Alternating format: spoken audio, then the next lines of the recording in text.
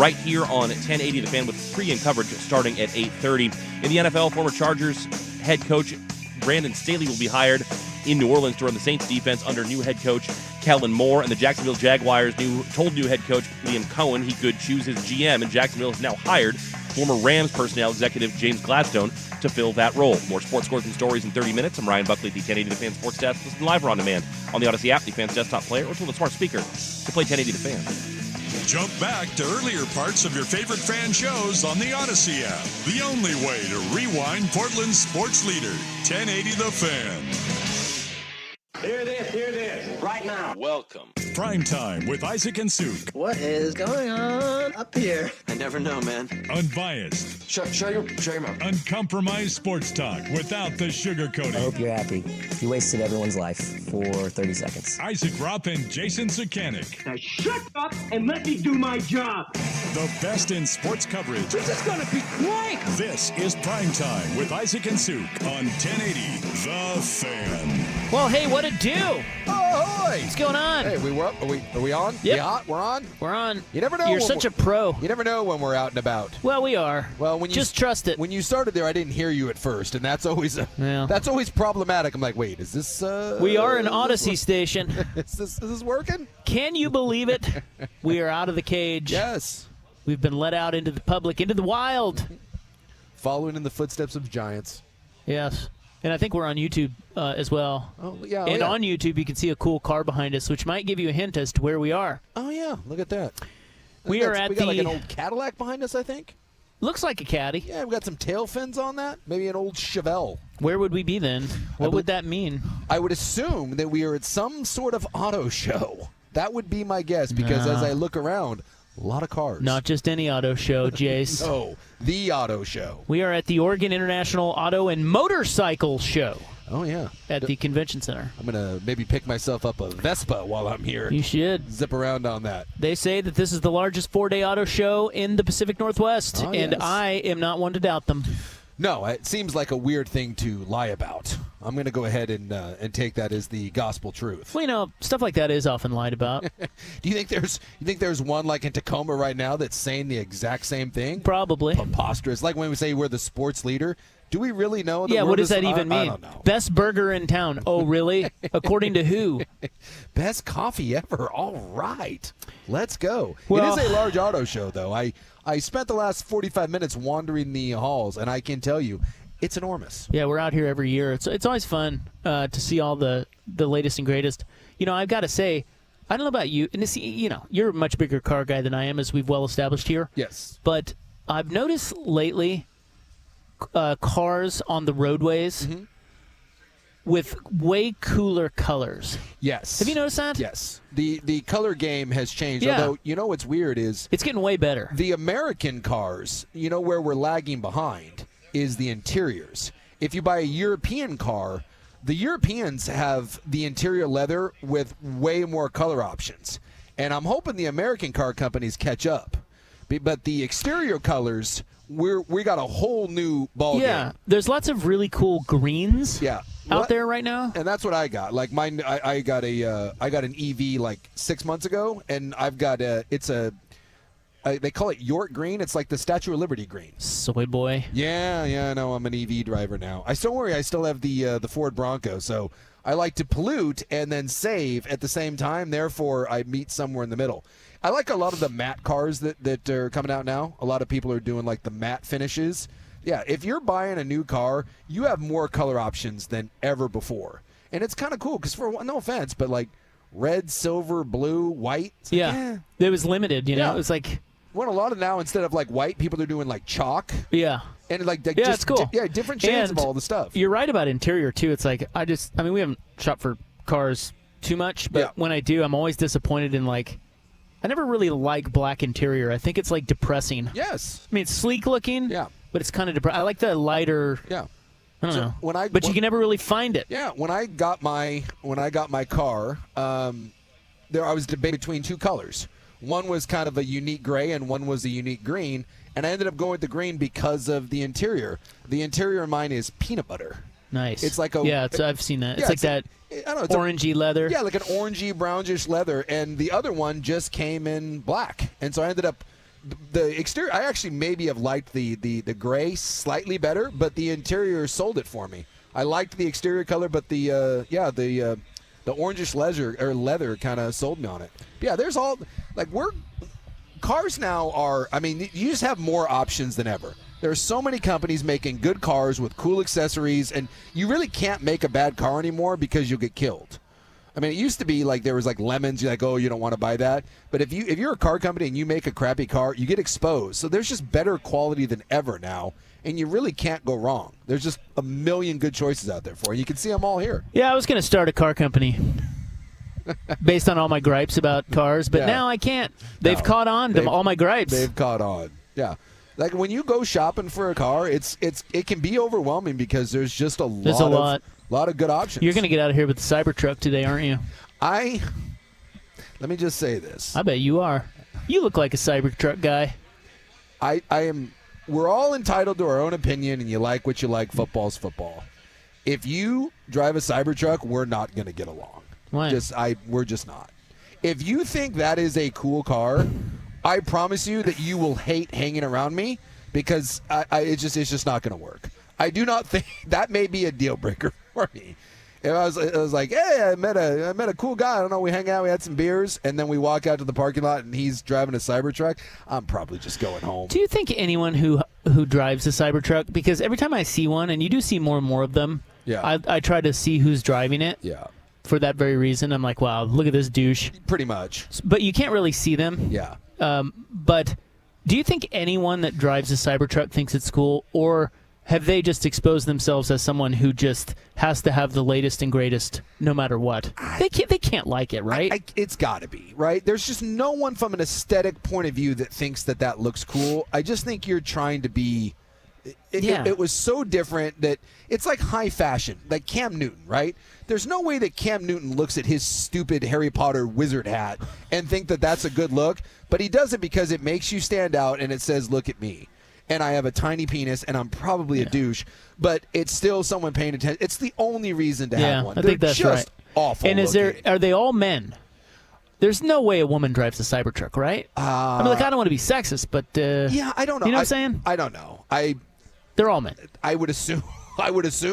Although, like a lot of women, like we have one big SUV and we have an EV in my house, and my gal, the BTJ, always takes the SUV. She drives the Ford Bronco mostly, and I tootle around in the little EV. So I don't know. It's like she likes having the big kind of burly. She wanted the big tires. That's not the Cybertruck, man. It's not the Cybertruck. I mean, let's not put those in the same class, okay? I don't know if the ladies are out there driving Cybertruck. I will say that every time I've spotted one in the wild, it is a guy. Yeah. Yeah. And I feel like it's the same guy that like used to wear Ed Hardy shirts or like tap out gear. And I just feel like those he needs something. Like he wore bad boy gear back in the day, and he needed something new. And he went with the Cybertruck. You listen to a lot of Joe Rogan, I'm guessing, at that point. You know, you talk a lot about like bow hunting. You know, but you've never actually been bow hunting. Illegal game hunting. Yes, perhaps. You know, big game hunting. Big game hunting. Well, forget the Cybertruck. Tesla is here, though. I don't want to. You know, we don't want to talk too much. No, the cab, the driverless cab prototype is here with no steering wheel. The one that's like, it's all gold. You haven't seen that? No. So, Tesla, they're saying in a year or two, I think they're going to start putting these out. They're just made for taxis, and there is no steering wheel. Like you just it's gold. Like it's got like gold wing doors that open up. Okay. And then it looks like something from 40 years in the future. And then you just sit down in it, and it's got like two big reclining chairs, and then a screen, and it drives you. Because now they have Waymo. If you've been to any of the big cities.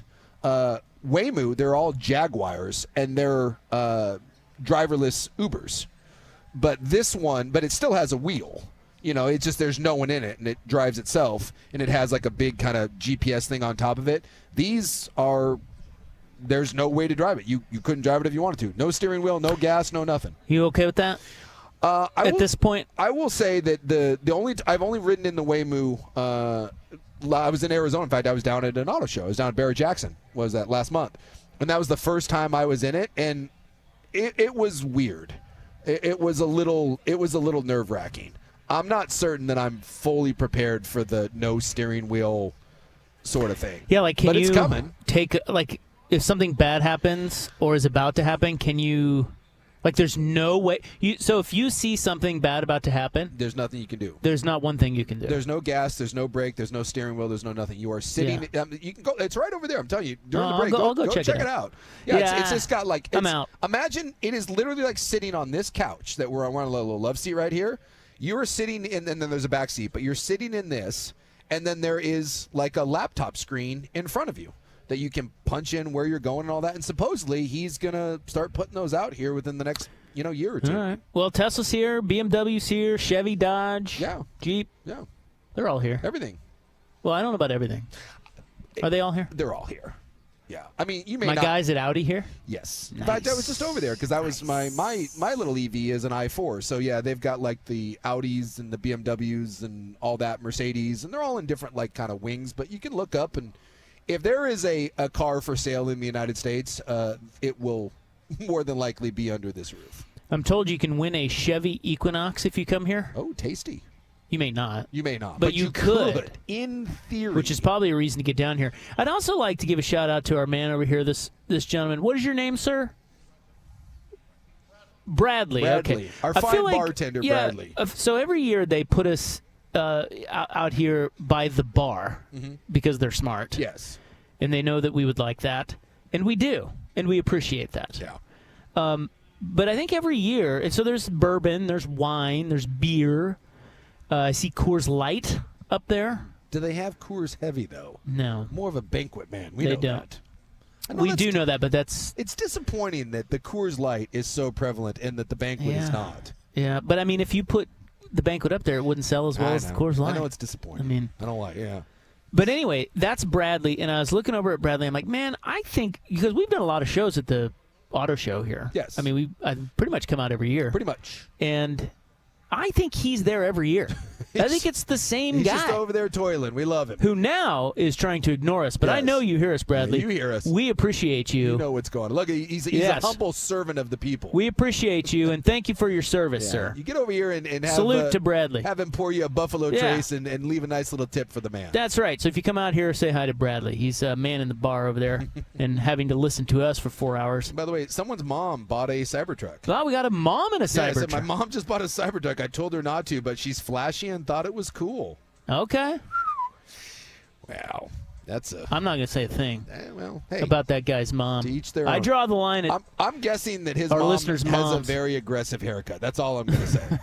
Her hair looks like it was Is probably she a cut. Karen? I'm just saying, if she's buying a Cybertruck, my guess is that is in a very aggressive cut. It's all just... I'm going to leave it at that. It's wild. I think. Wow. I think that's where it's going. Well, we have at least one confirmed report One. of a female Cybertruck driver. It's crazy. Well, anyway, tickets out here, I think they're saying $20 adults, $15 for seniors and active duty, $10 for the kiddies.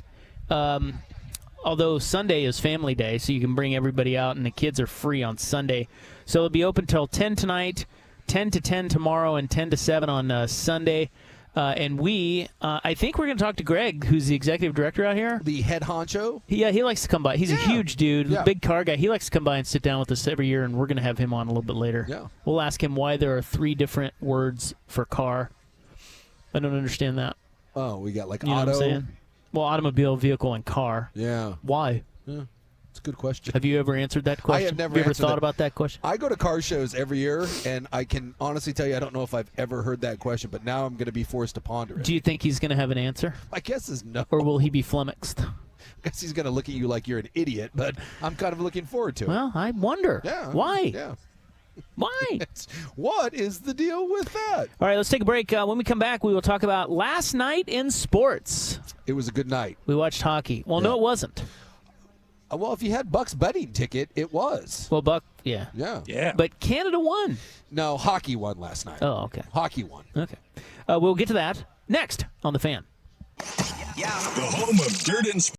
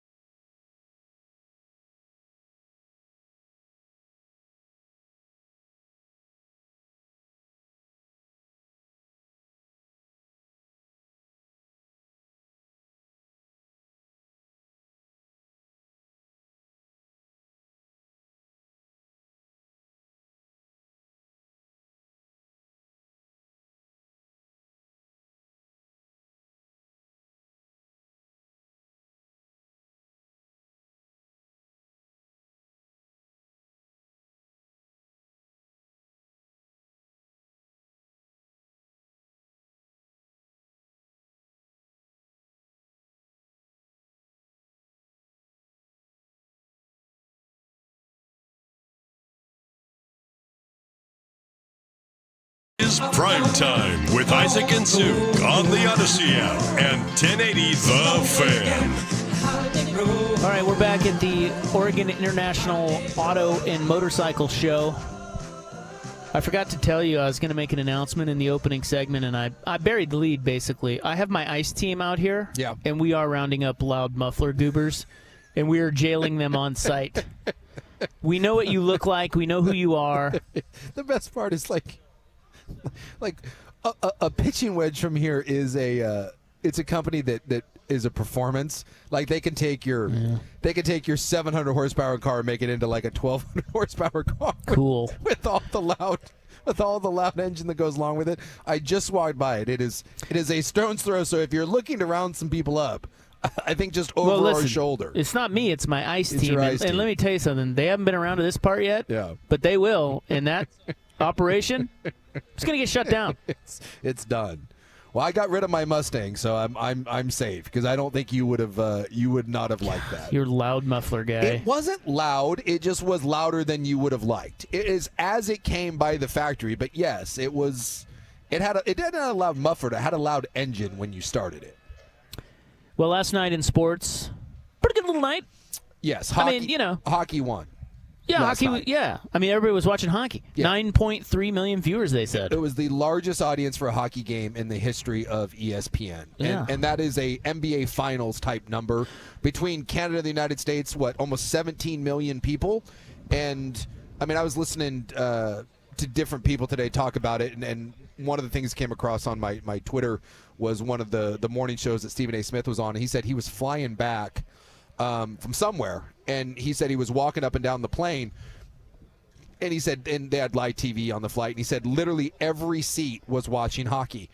And even he was like, obviously he's not a hockey guy. He was like, dude, that's really cool. He said he couldn't remember the last time he was on a flight and everyone was watching the same thing. They were all watching hockey. I was at a bar last night and packed. Everyone's watching it, and it was really cool because you had some diehards like me, and then you had a bunch of people that were kind of asking questions and who's that and, you know, what's kind of going on. And it just was a really cool environment. And every big moment, every big save, like the entire crowd was getting into it. It was just an awesome night. For someone that loves hockey but tries not to push it on people, because that's soccer douche. Don't be that guy or lacrosse guy. It was just cool to see an entire country get wrapped up in that. And it ended up not being a real dividing, we hate you, sort of thing, boo. It ended up just being, we're rooting for our country, but it was very respectful. We had some Canadian bros that were wearing like Connor McDavid jerseys, and no one was giving them crap. It was just a great night.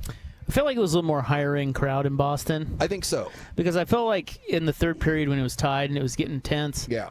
The crowd I thought was a little meh. Yeah. Yeah, there was kind of, I mean, it didn't seem as raucous as what I thought it would be. Sure. So maybe it was just. I do think that is a high-end ticket. It was like a Super Bowl type crowd. My guess is there was probably a lot of corporate money in that place, and it wasn't Johnny Sixpack. That wasn't the Southie brother being out there at, Squeezebox and Tommy weren't out there. So they said the rating, 9.3 million, is double the first game and higher than any NHL game ever. Yeah. So that's amazing. Yes, for an exhibition game that really didn't mean anything. But do you know what it was the USA-Canada gold medal game in the Vancouver Olympics? Yes, that was what? 2010. Yeah, 15 years ago, because the last two Olympics, the NHL players have not played. Right. Do you know what that game got? That was the Sidney Crosby overtime goal. I don't know what that got. $27 million. Oh, yeah. Yeah. Good. So if you don't think Yikes. the Olympics matter, they still do. Yeah. A lot of people watch the Olympics. 27 million Isn't that people. crazy? It did. Yeah, this game, as big as it was, a third of that game. Yeah, it goes. I mean, that's why it bums me out when they don't have the NHL players play every year. Although this coming Olympics, they are going to play. They'll take the break, and next year, and both all the countries will have their NHL players. But yeah, I wonder how much of that $27 million again is just the Well, that's not hockey. That's just people, mods watching. Yeah, exactly. But that's that's why the Olympics matter. That's the power of the Olympics. Yeah. But to be fair, I mean, this will change. This is going to change hockey, and it's going to change all-star games forever. I mean, already I've heard every single NBA pundit come out and say, we've been trying to deal with our All-Star game for years, and we know that has been an albatross for the NBA for years, and what do we do with it? Everyone this morning is like, well, they just gave you the model right there. That's what you have to do. Because when you can take a meaningless exhibition game and turn it into something that is the most watched NHL hockey game on ESPN ever, you've done something special. And you brought it up the other day that the NBA is constantly trying to figure out how to make that event matter. This will have a historic change because the NHL can't do this every year, but they're talking about doing it every 2 years now. Why can't they do it every year? Well, one, they think that it's going to diminish it if you do it every single year, and every 4 years you have the Olympics, and if the NHL is going to do that, then because this would be when the instead of taking the Olympic break, they're taking a 10-day break for this, and that'll break it up. And so they're talking about doing it every 2 years, at like a World Cup. So every 2 years you'll have this, and then the Olympics. So you'll have 2 years every 4 where you will have one of these giant international competitions. You know the NBA is going to go to an international competition. Guaranteed, that's what they're going to do. Guaranteed after this, they're going to sit down, and they won't be able to do it by the countries, but they will have it'll just be U.S. versus international. U.S. versus international. And that'd be a good game, wouldn't it? I would think so. Or the U.S. would probably lose. I think the international team, and when you look at the international team being able to throw out SGA and Wemby, Jokic, Giannis, I mean, Luka. Dude, we're going to get smoked. Well, look at the MVPs. Who's our team? Well, we're all old, so it's LeBron was good last night, though. Did you see 40? Freaking LeBron. Is LeBron? I hate to say this about him, but he's the greatest endurance. Is he underappreciated at this point? Are we not giving him enough credit? Because he is unbelievable. He's 40. What he is doing at 40 years of age, we've never seen before. Well, I'll put a pin in that. Tom Brady, but different sport. It's a different sport because Tom didn't have to run around. Exactly. I mean, don't get me wrong. It's insane what Brady did, but we have never seen someone at his age be able to play at the physical level. He is, and by the way, you can spare me the jokes because we're going to go down the Bonds road. Like, LeBron spends $1 million on his body a year. I think we all know what part of what goes into that. He's on something, and I don't care. What he is doing is incredible, and he's never been caught with anything. He's never really been tied up in any sort of those scandals, but he is fighting Father Time to a draw, and eventually it'll come to an end. But you would think that there would be some sort of giant drop off in his performance, and it's not. It's silly. So we'd have Tatum, Curry, Durant, AD, Edwards. Yeah, you'd have Anthony Edwards, LeBron. Yeah, Jalen Brunson maybe. But some of those guys are going to be gone here. In a. Ja. Yeah, and Devin Booker would be in that mix, right? I'm trying to think of who else. Maybe Donovan Clingan. Yeah, Bam would be in there. I'm trying to think of our more bigs. Look, the international is going to have a better team. Well, yeah, the top 4 players in the league are international players. Yeah. I mean, look through the 4 or 5. Yeah, look through the MVPs. Jamal Murray would be internationally. Maybe you do North America versus the world. Then we get SGA and Murray. Well, isn't this your point, though, about hockey? It's like if basketball does that, the U.S. would probably not be favored. Yes. And that would make us into it. Because that's your point about hockey is that when we're on the top and we're the king, like the dream team, we only care if they win. If they lose, then we're like, oh, whatever. Yeah, we didn't really care anyways. But when they're the underdog, trying to knock off the big boy, that's when we love it. Well, and that's that's what you would create here. Absolutely. When you think about last night for Canada, I don't know if you saw Trudeau, his tweet. He was like, "Oh, I did. Yeah, you can't take our game, and you can't take our country, and you can't take our game." That's a good tweet. It is a good tweet, and as tweets go. But for the Canadians, why that's such a big deal is that is their sport, right? I mean, hockey is Canada, right? It is theirs, and that's us with the NBA. And so for us, obviously, as Americans, that was a big deal last night because, hey, we're on the come up. We're coming to take what's yours. And then Canada gets to bow up and be like, no. Yeah, you've gotten better and you may be on par with us, but we still run this S. And I would assume that the American basketball player, because as much as Canada is hockey, basketball is ours. Like, that is an American sport. It would get them to care. I would like to believe that if you wanted to light a fire under those guys' asses for an all-star sort of competition, it would be watch the international team coming to kick your ass and prove that they do it better. I think that would bring out the heat in the competition amongst those guys. I love that. Yeah. They should do that. They should, and they will. It's coming. Yeah, they have to, because they're. And I hope they do it sooner than later, because a lot of our American guys that anyone cares about, KD, Durant, Steph, they're not going to be around much longer. Well, you got Chet. Don't forget about Chet. You got Chet, yeah. He could be, yeah, one of our studs. I guaranteed be on the team. Probably get pushed around a little bit, but he's good. I don't know. The more I think about it, the more I think the Americans are going to get smoked. I do think that in that game, the world team would have a slight advantage, and that says something. Yeah, but we have Coach K. I don't think so. Maybe Spoelstra. Well, I can go back to not caring about hockey now.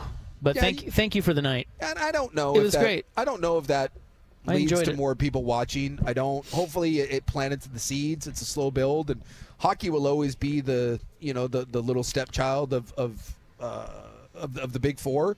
But I just, as a hockey fan, I love to see it appreciated. I love to see, one, just the entertainment and the the spectacle of it all, and maybe that planted a few seeds where maybe now you get some families that want to go see some Winterhawk games, or maybe want to drive up to Seattle and see a Kraken game, and maybe you do tune in for the Stanley Cup playoffs this year, and it just puts it more. Now there's more and more games. It's back on ESPN, and I think the sport is as healthy as it's been in years. Did you see we played O Canada yesterday on the show? Did you see that the woman who sang O Canada said that she changed the words on purpose? Because when we were watching it, everyone was like, "Wait, what did she say?" Well, I wasn't, because I don't know the words to O Canada. No. But I was more commenting on the fact that it didn't sound like a very good rendition of O Canada. I thought it was very clunky. But look, I'm no singer. Yeah. But although you do call me the songbird of my generation, Well, so it's all in the eye of the You're like beholder. our Bob Dylan. You may not have a traditionally beautiful voice, but let me tell you, it hits somewhere special. Yeah, thank you. Yeah. Thank you for that. Yeah. Well, she said, so I guess in the O Canada, it's true patriot love in all of us command. Yes. She changed it to true patriot love that only us command as a shot at your fearless leader, The Cybertruck. Donald Trump. You can't take our. Yeah. So good for her for doing that. Yeah. Her name is Chantel Kreviazuk. That I don't know. It was kind of cool. She changed Rhymes the with word, Zook. but I thought she did a terrible job Big singing Zook. it. I Yeah, thought it was kind of. It was a little shaky. I but didn't care for it. Anyway, good little night.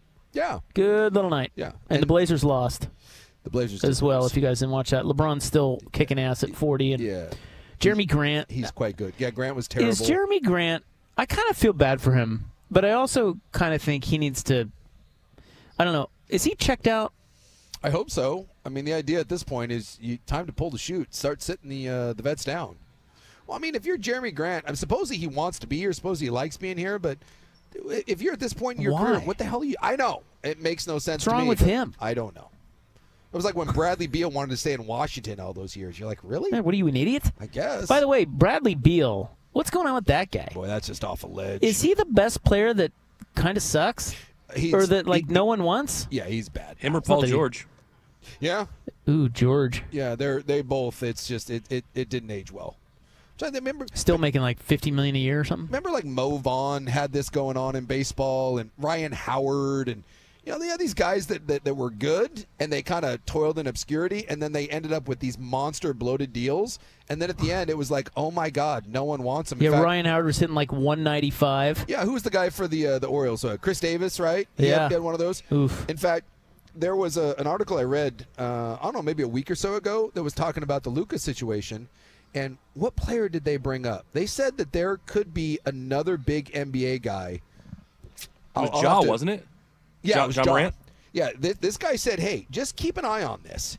He said there is a chance within next year that they move Ja Morant. Oh. And he said with the salary cap being what it is, now punitive to going over, right, with the two tiers, the two aprons, and that the Supermax is an ungodly amount of money. Like, you're going to get guys who are going to be making $80, $90 million a year, that there are a lot of teams supposedly that are taking a long, hard look and being like, because when you tie yourself to that, look at Philadelphia. They can't get rid of Paul George. They can't get rid of Embiid if they wanted to. And there are a lot of teams, he said, that are really taking a look in the mirror and said, do we want to give someone $80 to $90 million a year and be committed to them no matter what, and we don't really believe that they are into this, whether that's physically, emotionally, mentally. Isn't that what Nico Harrison just did? There is, and that's kind of what this guy's saying. He goes, just keep an eye on this. He says he doesn't know if it's going to be a trend. He doesn't know if this is going to start something, but the next one he said is if Ja ends up getting moved, it said it wouldn't shock him because of the Luka thing, and he said if that happens, be aware that this is a thing. He said he's not certain if it is yet, but it's. Do you want Ja? Do you want to pay him? I mean, that's what this boils down to. I mean, if you want him, you're going to have to. And this goes back to. So what are you going to do? You're going to pay. You're going to have Ja for, what'd you say, 80 or 90 million? Yeah. Good grief. There are on these Supermax deals at the end of these, there are going to be players. There will be eventually someone making $100 million a year. Or are you going to build your team without a guy like that? Yeah. Can you build an NBA team better without the star? I don't think you can. And this is, you got to have the stars. He said this is the conundrum, but teams may, and again, it's all speculative, and he's just saying that the Luka thing may be the canary in the cave, where when Luka happened, we're like, oh my God, I can't believe it. And he said if it happens, it's going to be the norm. He said if it happens again, then you kind of know what the score is, because the salary cap has changed. The structure has changed the way you view these guys. A lot of money. Yeah, if you're going to pay that kind of money to a guy, he better be like the Lillard guy that works hard, leader. Yeah, 10 toes down, works hard, physically, can't be a drunk. No. Or pulling out guns and so does this make the Luka trade? Does Nico get a little? We'll see. Maybe a little credit? I don't know about credit. We'll have to see how it ages. You know what I mean? Yeah. If he wins a title in L.A. and Anthony Davis falls apart, then no. Well, but at least you can see what he was thinking. I think there is some people that are coming around to it. All right. Is your beard well-groomed? Oh, that's a good question. Mine is. I don't know about you. I was thinking about you today. I'm like, I don't know if that is. You don't know? Well, I mean, I don't know. You've got kind of got that messy... Like, I don't want it to look well groomed, but it's groomed look. What? Yeah. Don't you think? You think there's some cheese curds in there, Kurt? Kurt thinks there's cheese curds in there. Look, I'm not going to lie. When it's this long, there are times where, like, popcorn or something can get in there. But, wait, so I don't even know which side. Well, let's come back and talk about it. It's a big story today. Oh, boy. Is your beard well groomed? I'll tell you what. I don't think there's an organization that I could play for. How about that? Right. Yeah. So you're saying that you're not well groomed. I think I am, but not. Aha! I think I am. What is happening? I don't know. We must discuss beards when we return. Here's Buck. Now, from the Fan Sports Desk, a Sports Center update on 1080 The Fan. Brought to you by Vulcan Design and Construction. Check out their award-winning outdoor living designs or schedule your free design consultation at vulcandc.com. First on the Fan. On the hardwood Thursday, the Blazers fell to the Lakers. Portland gets the day off today before hosting the Charlotte Hornets Saturday night. Oregon men's hoops are back in action Saturday as well. It's a 9 a.m. tip-off from Madison, Wisconsin. And the Ducks taking on the 11th-ranked Badgers. It'll be a nationally televised game on Fox. You can also listen to it right here on the Fan with coverage starting at 8:30 a.m. In the NFL, former Chargers head coach Brandon Staley will be hired in New Orleans to run the Saints defense under new head coach Kellen Moore. The Jacksonville Jaguars hire now former Rams personnel exec James Gladstone to be their GM. Meanwhile, the NFL now investigating the claims against Ravens kicker Justin Tucker, who is alleged to have harassed 16 different massage therapists. More sports scores and stories in 30 minutes. Ryan Buckley at the 1080 The Fan Sports Desk. Listen live or on demand on the Odyssey app, the Fan's desktop player, or tell your smart speaker to play 1080 The Fan. Tired of getting dinged by subscriptions?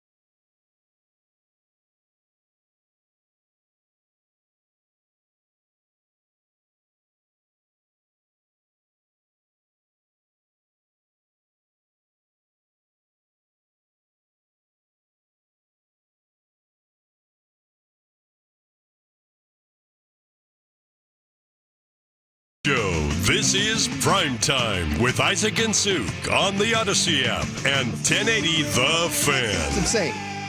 That's right. We are at the auto show. Joey Harrington will be coming up on our program in the 5 o'clock hour. Although we've already talked to him about cars. Because we're usually out here on a Friday. Yeah. So, and we've had him on for years, so we've asked him, his big car story. I'm trying to remember. Do you remember his big car story? What was his big car story? Well, he test drove a car when he was in Detroit, and they gave it to him as a loaner, and it's a badass car, and I can't remember which one it is because I'm not a car guy. Yeah. And it's and that was his, and he drove it around I don't remember that. like a badass in Detroit. Yeah. Well, a lot of those guys now, like, they do deals with dealerships, and they went. Most quarterbacks aren't driving around. Like Tom Brady had an Audi one when he was in New England. Nice. And they just give him a car to drive around. So that happens a lot. In fact, all like coaches in college, they all have none of those cars are their cars. Like Lanning, we know drives a Tahoe. That's not his Tahoe. That's Chevy of Eugene, whatever, that loans him that. My Subaru Outback is not my Subaru Outback. Did you know that? That is the Nurse Nice Super. That's my wife's. Yes, that is the Subaru Outback of Nurse Nice of Greater Portland. So, hey, let's talk about beards. The big story in sports today. This is how you want to know how dead, besides hockey, anything going on right now, that this was a legitimate headline story. It's a big deal. The Yankees, George Steinbrenner in 1976 instituted a no facial hair policy for the Spankies. You can have a mustache. Yeah, of course. Yeah, Don Mattingly. But right at the lip. You can't have it go past the side of your mouth. So finally, all these years later, George dead and buried. Yeah. Hal comes in, and he's been in there for a while, but he finally justice for Johnny Damon, as he has instituted a policy that says you can now have a finely groomed beard. I think he said well-groomed. Well-groomed beard. Well-groomed That's what it is. beard. Which I don't even know what that means. I don't either, but when I woke up this morning and I was scrolling Twitter, right? It's a nice little news feed there. I'm scrolling, and I see a big statement from the Yankees. And I was kind of like, oh, my God, like what? Like, it was a major statement. And I was like, and like, I forget who it was, like Jeff Passan had retweeted it with like the eyeballs, like the, oh, my God, look at this. So I was like, my first thought was, did they sell? Did the Yankees sell? Did someone die? Like, what happened? And then it was a stupid beard? Like, you can have a beard now? That was the major announcement? Yeah, it was a big deal. Welcome to 2025, New York Yankees. It's a big deal I know. It's a big deal for the Yankees, though. Yeah. Because who was the Milwaukee reliever that just signed there? Devin Williams. Devin Williams. He had to shave his beard when he went there, and it looks bizarre. One of the weirdest ones. Well, Johnny Damon was the weirdest one because he went from the Red Sox, homeless, all scraggly, to the Yankees, and he had to shave. But also, another weird one was they had Rougned Odor. Yes. Do you remember him? His weird, stupid neck beard. Yeah. They should have made him shave that. Well, they did. Yeah. He did. You can't play for the Yankees with a beard. The thing is, or with a beard. No one should have a neck beard, and I mean no one unless you're Abraham Lincoln. Anyway, I was wondering about your beard. I was thinking about this today. I was like, I can now play for the Yankees. You can. Because my beard is groomed, well groomed. Yes. Your Brett Favre beard is fine. Now, you are an interesting study because I feel like you do groom your beard. You say you go to the lady who shapes it for you. Yes. I'm sure you put all the big thing now is oils. Yes. And I have to have balms. I have to have product in my beard every day. But it doesn't. No offense. This isn't. I mean, like, I don't know. Maybe this is the way you want it. No offense. Well, it's not. It doesn't look groomed. It is groomed. I don't think you could play for the Yankees. And this is the problem I have with this. When I read the statement, it says well groomed. I put more time and effort into grooming my beard than you do. That's correct. My beard is what would you say? It's weller. It's more well groomed than yours, and yet somehow you're allowed to play for the Yankees, and I am not. It's a little unfair. It is unfair. Yeah. The problem is that when you have a longer beard, you can't, unless you were to like put. I mean, unless you use like a straightener. That's like saying curly hair. If you have curly hair, then your hair can't be well groomed because it curls. Well, I don't know. I've seen some long beards that are pretty tight. Like, look, again, no offense. They're tighter than yours. I mean, you could tighten that up if you wanted. I think you want it that way. It looks beard. Look, your beard looks good. Okay, I'm not trying to rag on your beard. What I am saying is, it's not well groomed. If you wanted to make that look super well groomed, I don't think you could. I think you could. Okay, but if you did, I would literally have to get a hair straightener, like an '80s crimping iron to straighten it. Does your beard go curly? It will if it goes Yes. long enough. Yeah, like I put. See, like this. Like, look at these guys. I just Googled. See, look like that. Your beard could look like that. That is a nice, groomed, long beard. Meanwhile, whatever this is. Whatever's happening This here. rat's nest on your face. I feel very attacked right now, and that I'm no longer allowed to play. And here I was thinking I was going to play third base for the Yankees, but not No, now. that's going to be me. Yeah, when I saw that statement, I'm like, finally, my chance to play for the Yankees. Well, here's the thing about beard. It's about time they did this because what percentage of American men have a beard? It's becoming more and more. Isn't it like half? It's a lot. I think everybody has a beard, although I was just getting ready to say, hey, let's look around and do a quick Beard versus no beard? Yeah, like find the clean-shaven guy. Yeah. Well, Kurt Ludwig is here. He's sitting right next to us, and he doesn't have a beard. No, he has nothing. He's a clean-shaven guy. Yeah. Do you ever grow a beard? You ever want? No? Why? Yeah. He said he did a goatee. Goatee. Yeah. But, yeah, he's clean-shaven guy. Sales bro. He's got to be presentable and all that. And maybe that's what it. I will tell you this: if I was in like sales or something, I would not have this beard. My job allows me to have this, or like if I wanted to be on, if my goal was to be like a news anchor, if I wanted to be like Adam Bjornson, my guess is I would probably have to tighten this. Well, up. you remember they wanted me to shave my beard? Yeah, they said you looked too Middle Eastern. Yeah. By the way, that's a This is a true hand-to-God story. real thing that happened. Our agent came out and they were like, yes, we had an agent. And they came out and they were like, God, we're getting some feedback on you because at that time we were on CSN TV and they were checking out the show. They're like, God, where's that guy from? Saudi Arabia? Oh, you got to shave your that beard. Brown guy, and then I went right past it. I was like, what? Remember that? I was dying. That was their feedback. I was dying. Needless to say, I haven't shaved my beard, although I don't look Saudi Arabian anymore because it's white. It's white, yeah. All these years later. Yeah. It wasn't white then. Now You had it's a all good white. tan going on. You had the jet black beard. It was like, whoa. Where's your turban? I love, by the way, that was a negative. Yeah. They were like, wow, we really can't. We don't trust you.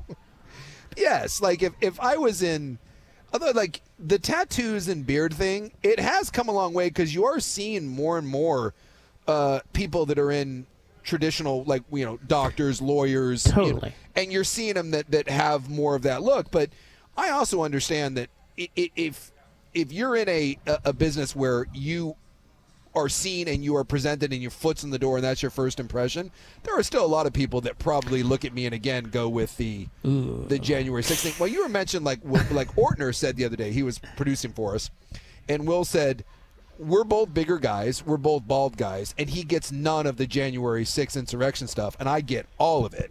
And I was like, well, put some wrinkles on your face, grow out your beard for 6 months, and get some tattoos, and the perception has totally changed. Yeah, that's right. Yeah. America, And I still can't play for the Yankees, which is ridiculous. In this Well, you 2025, I can't play for the Yankees. You got to groom it a little better. Like mine. I'm gonna get a beard straightener. I'm gonna come in here on Monday, and this thing is going to be straight as an arrow. I just have a really curly beard, so it's hard to get it to lay flat unless you were to straighten it. Do you use beard butter? I use beard balm. Yes, I use like a textured paste. Oil, beard oil. See, you got all these things. If you're a bearded man, you know about all these things. Yes, you got the oil, and you use none of it. No, that's not true. I have a beard. Well, when it gets bigger, you have to have like the styling gel or whatever they call it, and that's what. And it kind of lays it down. It lays it down because otherwise it gets a little frazzly. Oh, when I wake up in the morning, it's something. It goes a lot of different directions. But you have oils. Yes. You have beard oil, and that makes it like shiny and hydrates it. Yeah, it helps your skin underneath. Then you have a balm, or no, a butter, which is. I don't even know what the butter does. And then there's a balm, which is like light hold. And then there's a gel, which is stronghold, like the beeswax. Yeah. Which is like there's a whole thing with beards now. And you got combs and beard brushes. Yep. It is just tough being a guy. Yeah. And yet here I am still not able to play for the Yankees. I don't like this well-groomed. Because now it's implied that I am not well groomed, and I am. I put a lot of time. Well, it puts a lot of onus on the word "well" because you are groomed. So where do you define the "well" line? Exactly. I mean, this is going to be a problem. It could be that Suk is well groomed, but like James Harden is not. You know? Yeah, it's going to be a problem. It's like when I don't know, Aaron Judge or somebody goes out there and Hal is looking down there. He's like, "Well, is that well groomed? I don't know." They call him into the office. It's a whole thing. Judgmental. Do you think the Yankees have missed out on any players because of their beard policy over the years? 100%. Yeah. I guarantee there's someone that looked at that and was like, "Nah, I'm not dealing with that." Yeah, I'm not dealing with that mess. It is. See, Jake is our guy over there. He's doing the YouTube stuff. He's a Yankee fan. You could have 6 more titles had you not had a beard policy. You know who has a beard policy? Brigham Young University. Yeah. I was not able to. They still have that? You can't have a beard there? No beards. What is the like? I don't know. Why are beards to some so off-putting? I think again it just comes down to they want to present themselves as clean cut, wholesome, and the beard is like They do say studies show that beards can make people like nervous and like it makes you look untrustworthy and it makes you look shady, I guess. Which is weird because when you look at the Mormon history, Brigham Young, he had a beard that made mine look pathetic. Brigham Young had like a ZZ Top beard, but I go to BYU and I can't have one. What the hell? All right, well, big news today. We are a bearded society, and the Yankees have finally come to terms with a beard policy. Not me, though. Coming up next, why have we seen such an uptick in student driver stickers? The answer on the Fan. A rare center stage for hockey. Centering past McDavid.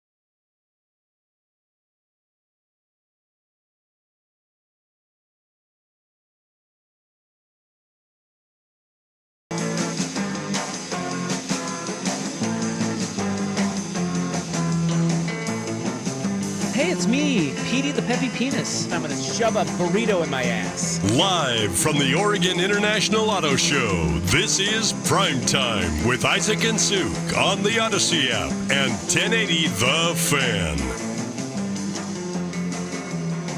Yeah, Vancouver Ford text line. The old saying is people with beards have something to hide. That's the old saying? Well, like they have done studies that people with beards are viewed as untrustworthy or less trustworthy. If you were to, they've done. Do you think that's still true? With so many people that are bearded, we're a bearded society. I know we are, but like these look like trustworthy men right here. Yeah, but I mean, they've done the things where they do like the blind focus groups where they'll show two people, or and one that has a beard and one doesn't, and it's like which one's telling the truth, which one's whatever. Little kids, they say the same thing. Kids, like, kids get scared of guys with beards. Yeah, I can see that. So it is a thing. I did scare my neighbor baby with my beard. I think she was like, "What is this?" And I don't know why that is. And I don't know if that's changing. I don't know if that's something like hardwired into our DNA, if it's a societal thing. Huh. But that is a real thing, and That's it's one of the reasons why the BYU, like their Mormon missionaries, they want the Mormon missionary that shows up at your door to be clean cut and like the picture of you can trust this guy because he's gonna tell you about Jesus, even though Jesus, long hair and a beard. I haven't had a job interview in, probably. What year is it? 2025. Thank you. 25 years? Yeah. But if I did, I don't think I would even think about shaving my beard. No. Would you? Yes. You said you would. I would.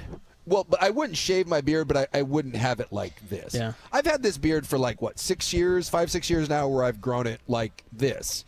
And I don't know, man. If I were to start anew and I was starting a whole new career, I would not wear short sleeves to the job interview, and I would not have my beard. I wouldn't cut it down to You just tighten it up a I little would bit. tighten it up. I get that. It would not look like this, But look, and I would always wear long sleeves. If you're not going to hire me because I have a beard, that's not a company I want to work for anyway. No.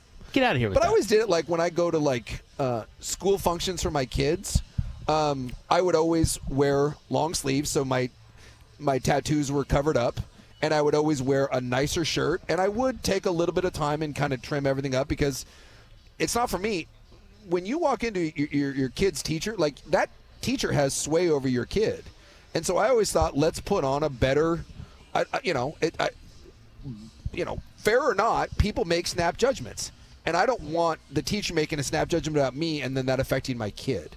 Like I remember once, I've told the story, went into a parent-teacher conference, and there was let's say she was a stripperific gal that was walking into the parent-teacher conference with her kid, and I was like, who shows up? That's how you're presenting yourself to the teacher. Like you may think that you're not doing anything wrong, but it's a disservice to your kid. Don't get me wrong, I like the tatted up whore too. You might want to put on a bra. Yeah. That's all I'm saying. All right. Well, anyway, now we got to go. Oh, yeah, we killed another one. I just wonder. I wonder if that whole beard thing, if that's just like going to always be a thing. It's changing. Or if it's changing, because I just feel like it's changing as everybody has beards. It's changing. But anyway, but if you notice, like whenever someone runs for president or whatever, they're usually a clean cut. No, that's true. They're usually a clean cut person. But that's kind of, slowly. Yeah. J.D. Vance has a beard. It's changing. Yes, you're right. He's vice president. You're right. Because there's never been a president. Oh, no, there have been presidents with beards. School, but modern, Abe Lincoln had a beard. Well, I'm saying modern president. No. Teddy Roosevelt, too. Yeah, you got to go. You got to go way back. Yeah. All right. Back when it was acceptable. Cows. Yeah. So it's just cyclical. It's cyclical, yeah, because it used to be acceptable, and then it wasn't, and now it's coming back around. Well, I say if you are judging someone based on a beard, you need to get the cob out of your ass.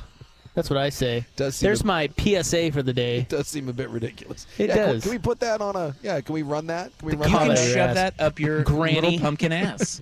All right. The student driver craze isn't just in Portland. Why this has happened? Next on The Fan. Freaking punch it, bitch!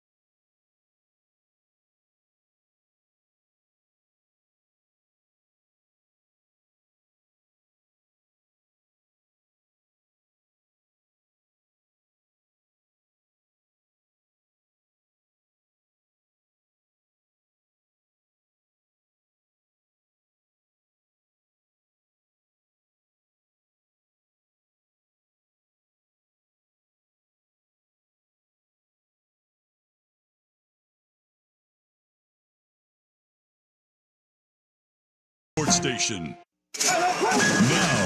Now, from the Fan Sports Desk, a Sports Center update on 1080 The Fan.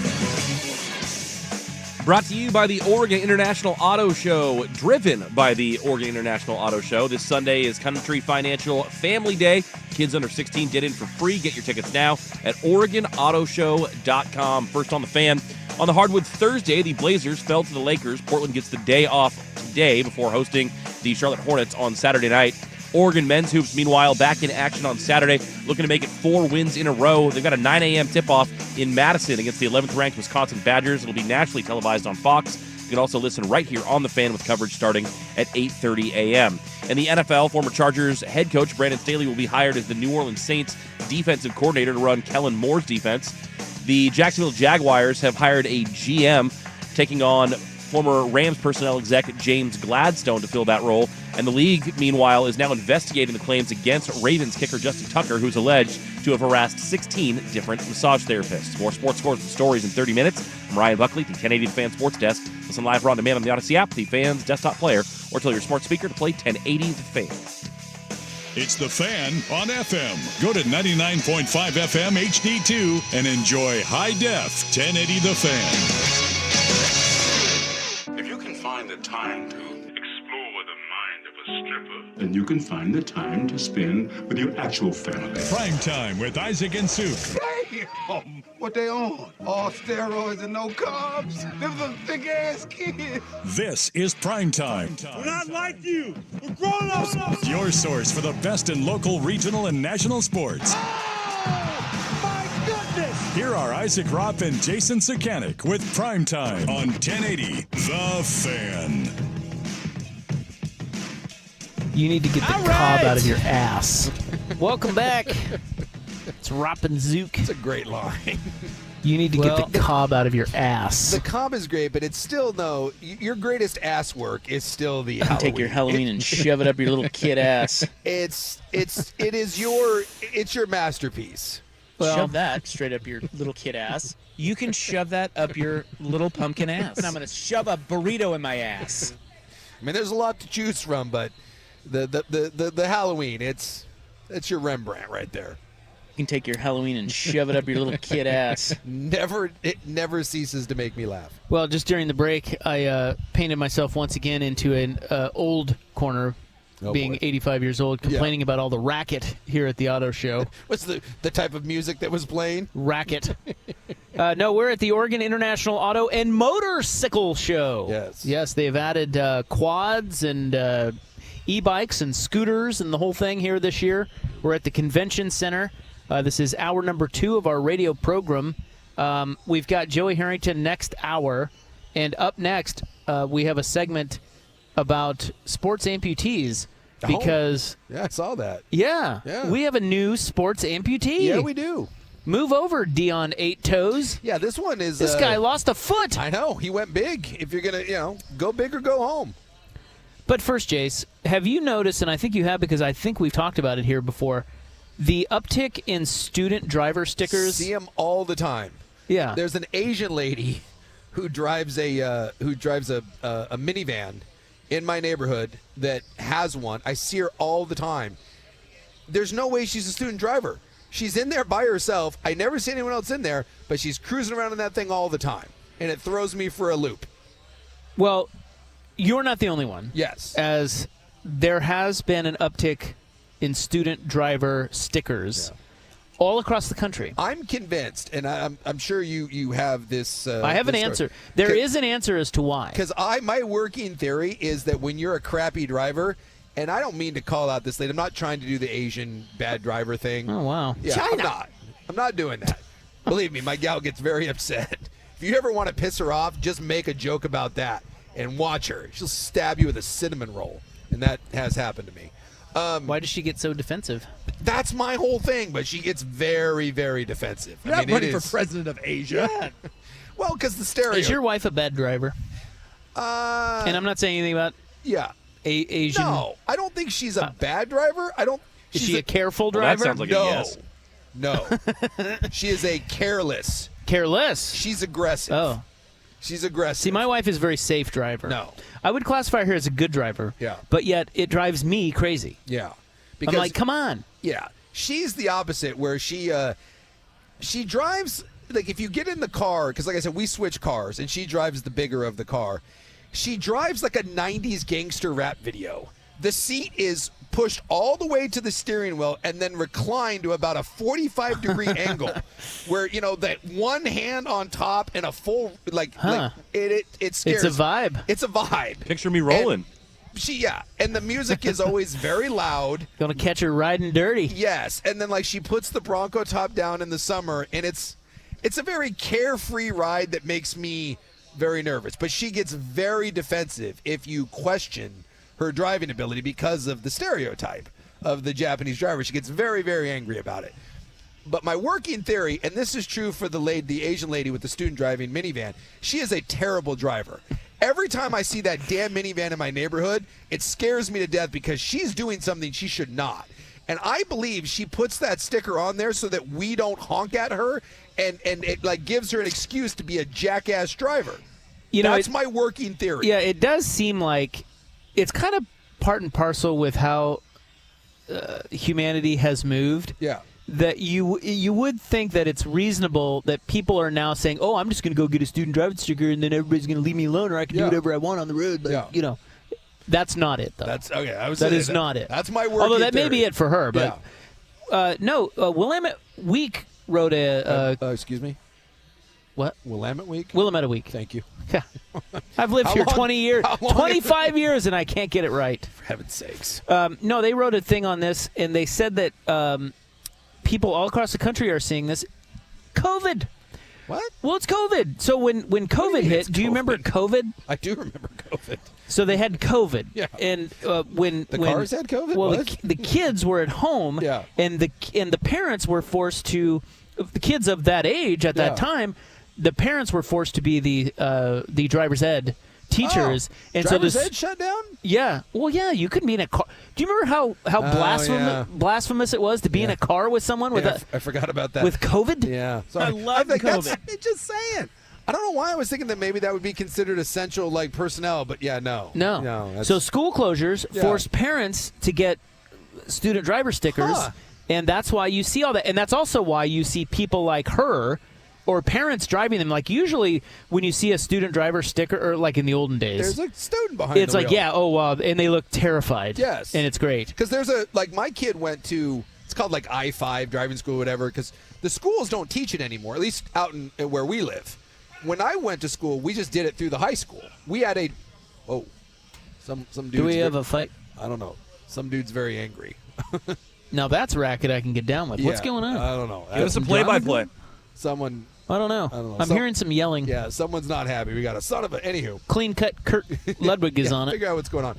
So we had a student driving teacher, Reed Clayton. Yeah. Oh yeah. He was the offensive line coach and a driver's ed guy. Yeah. Very angry.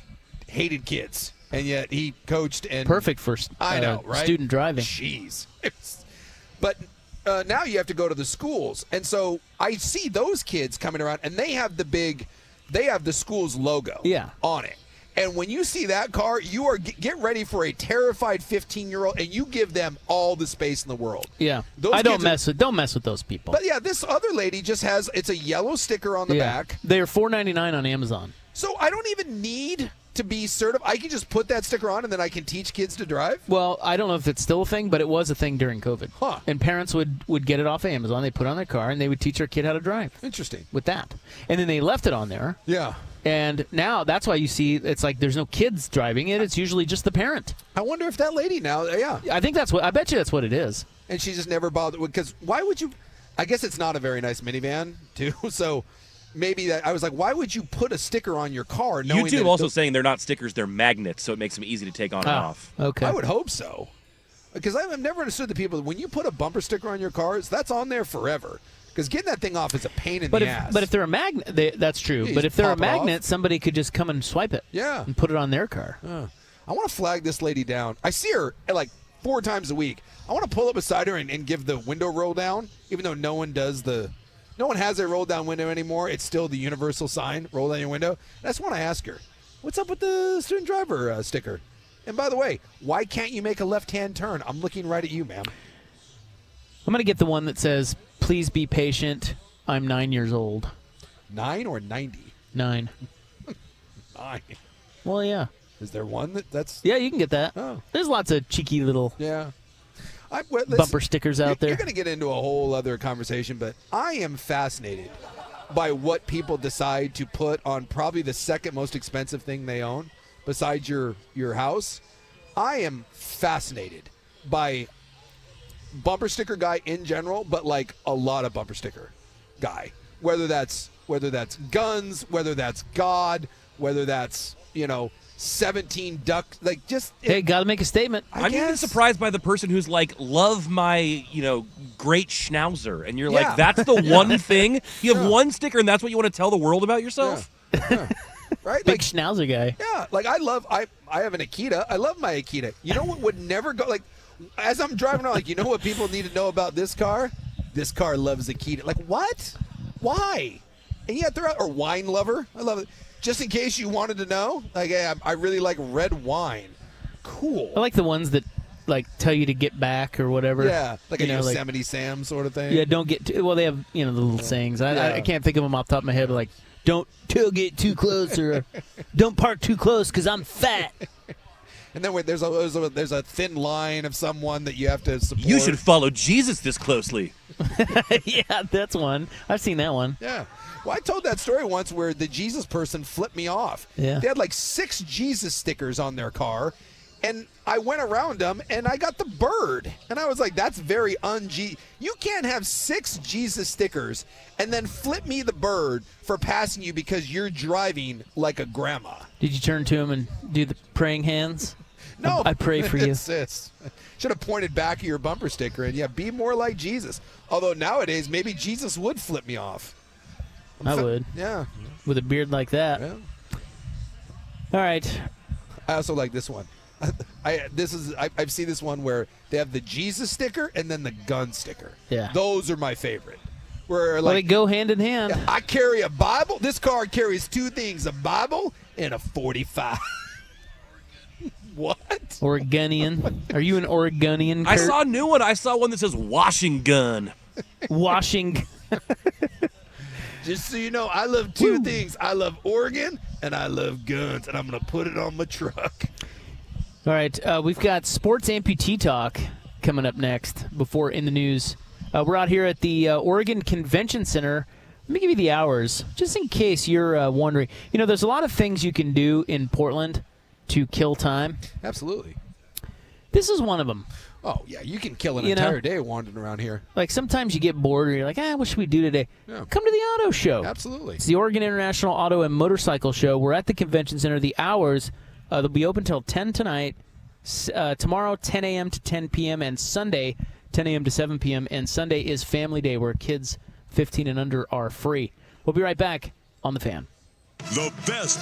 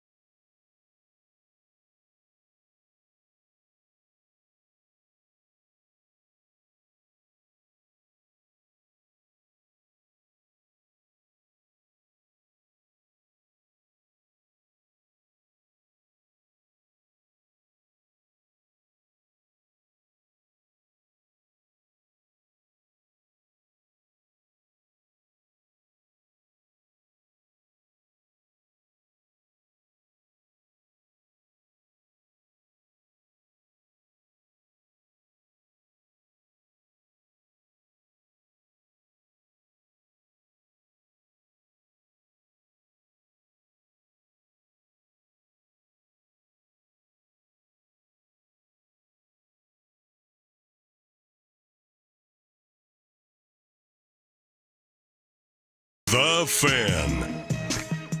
Vancouver Ford text line is in on bumper stickers. There's a truck in Vancouver I see often. Her sticker says, if you're going to ride my ass, at least pull my hair. See, again, That's classy. Someone was at an auto show or a Buc-ee's truck stop somewhere, saw that and was like, you know what? Need to put that on my car. I am fascinated by bumper sticker. Someone, one of our listeners, sent one in and said, "Hey, like this." It was a Nissan Rogue, and on one side it had 2 bullets, and then 2 AR-15 rifles in the shape of A. So Second Amendment, right? On one side of the back of the car, and then on the other side, unironically, a sticker that said, "Jesus loves you." That's what I'm talking about. You're like, "Hey, I love Jesus, but I love my guns." Because those two things, hand in hand, because you know who loved guns? Jesus. I mean, isn't it? I mean, back to Buck's point, it's like, why do you have to tell people about yourself on your car? Yeah. Like, what does that... You add more flair, man. What does that say about you? You need more pieces of I flair. must tell you what I'm into on the back of my car. Even though we'll never speak. Yes, I don't even know who you are, but you need to know who I am. It's like arrogant, almost. We love our bumper stickers. Have they done studies on the mental state of bumper sticker guys and gals? Yeah, I don't know. That's it's so dumb. I do think that it's not all the time. I feel like the higher value of the car, the less likely you are to get a bumper sticker. Well, I think that's right. But, that's fair. Yeah, I think it's fair. Although I will say that trucks are very expensive. Like, trucks now are not like an F-150 or like a Chevy Silverado. Those are expensive vehicles. And there's a lot of bumper stickers on trucks. That's what I'm saying.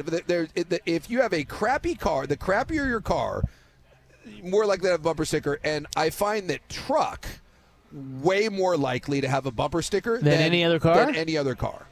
And if you have a crappy truck, 100% you have a bumper sticker. You don't think the Subi... we live in Oregon, so that's pretty good. I mean, come on, the coexist Subi. That's pretty good. Yeah, you're right. I'd like to see that study too. Yeah, big truck versus Subi. Yeah, there's. My son is an honor student. Who cares? Wasn't everyone an honor student? I'm trying to. You've thrown me with the Subi thing. Now right? that half the class was an honor. I don't know. I didn't think it was that big of an honor. Quite honestly, it's not that hard. It's not that hard. I made it. What is the other one? My kid beat up your honor student. I've seen that one a time or two. Cool. Yeah. Because now you have to have anti-bumper sticker programming against the honor student one. Here's the guy. It says 1972.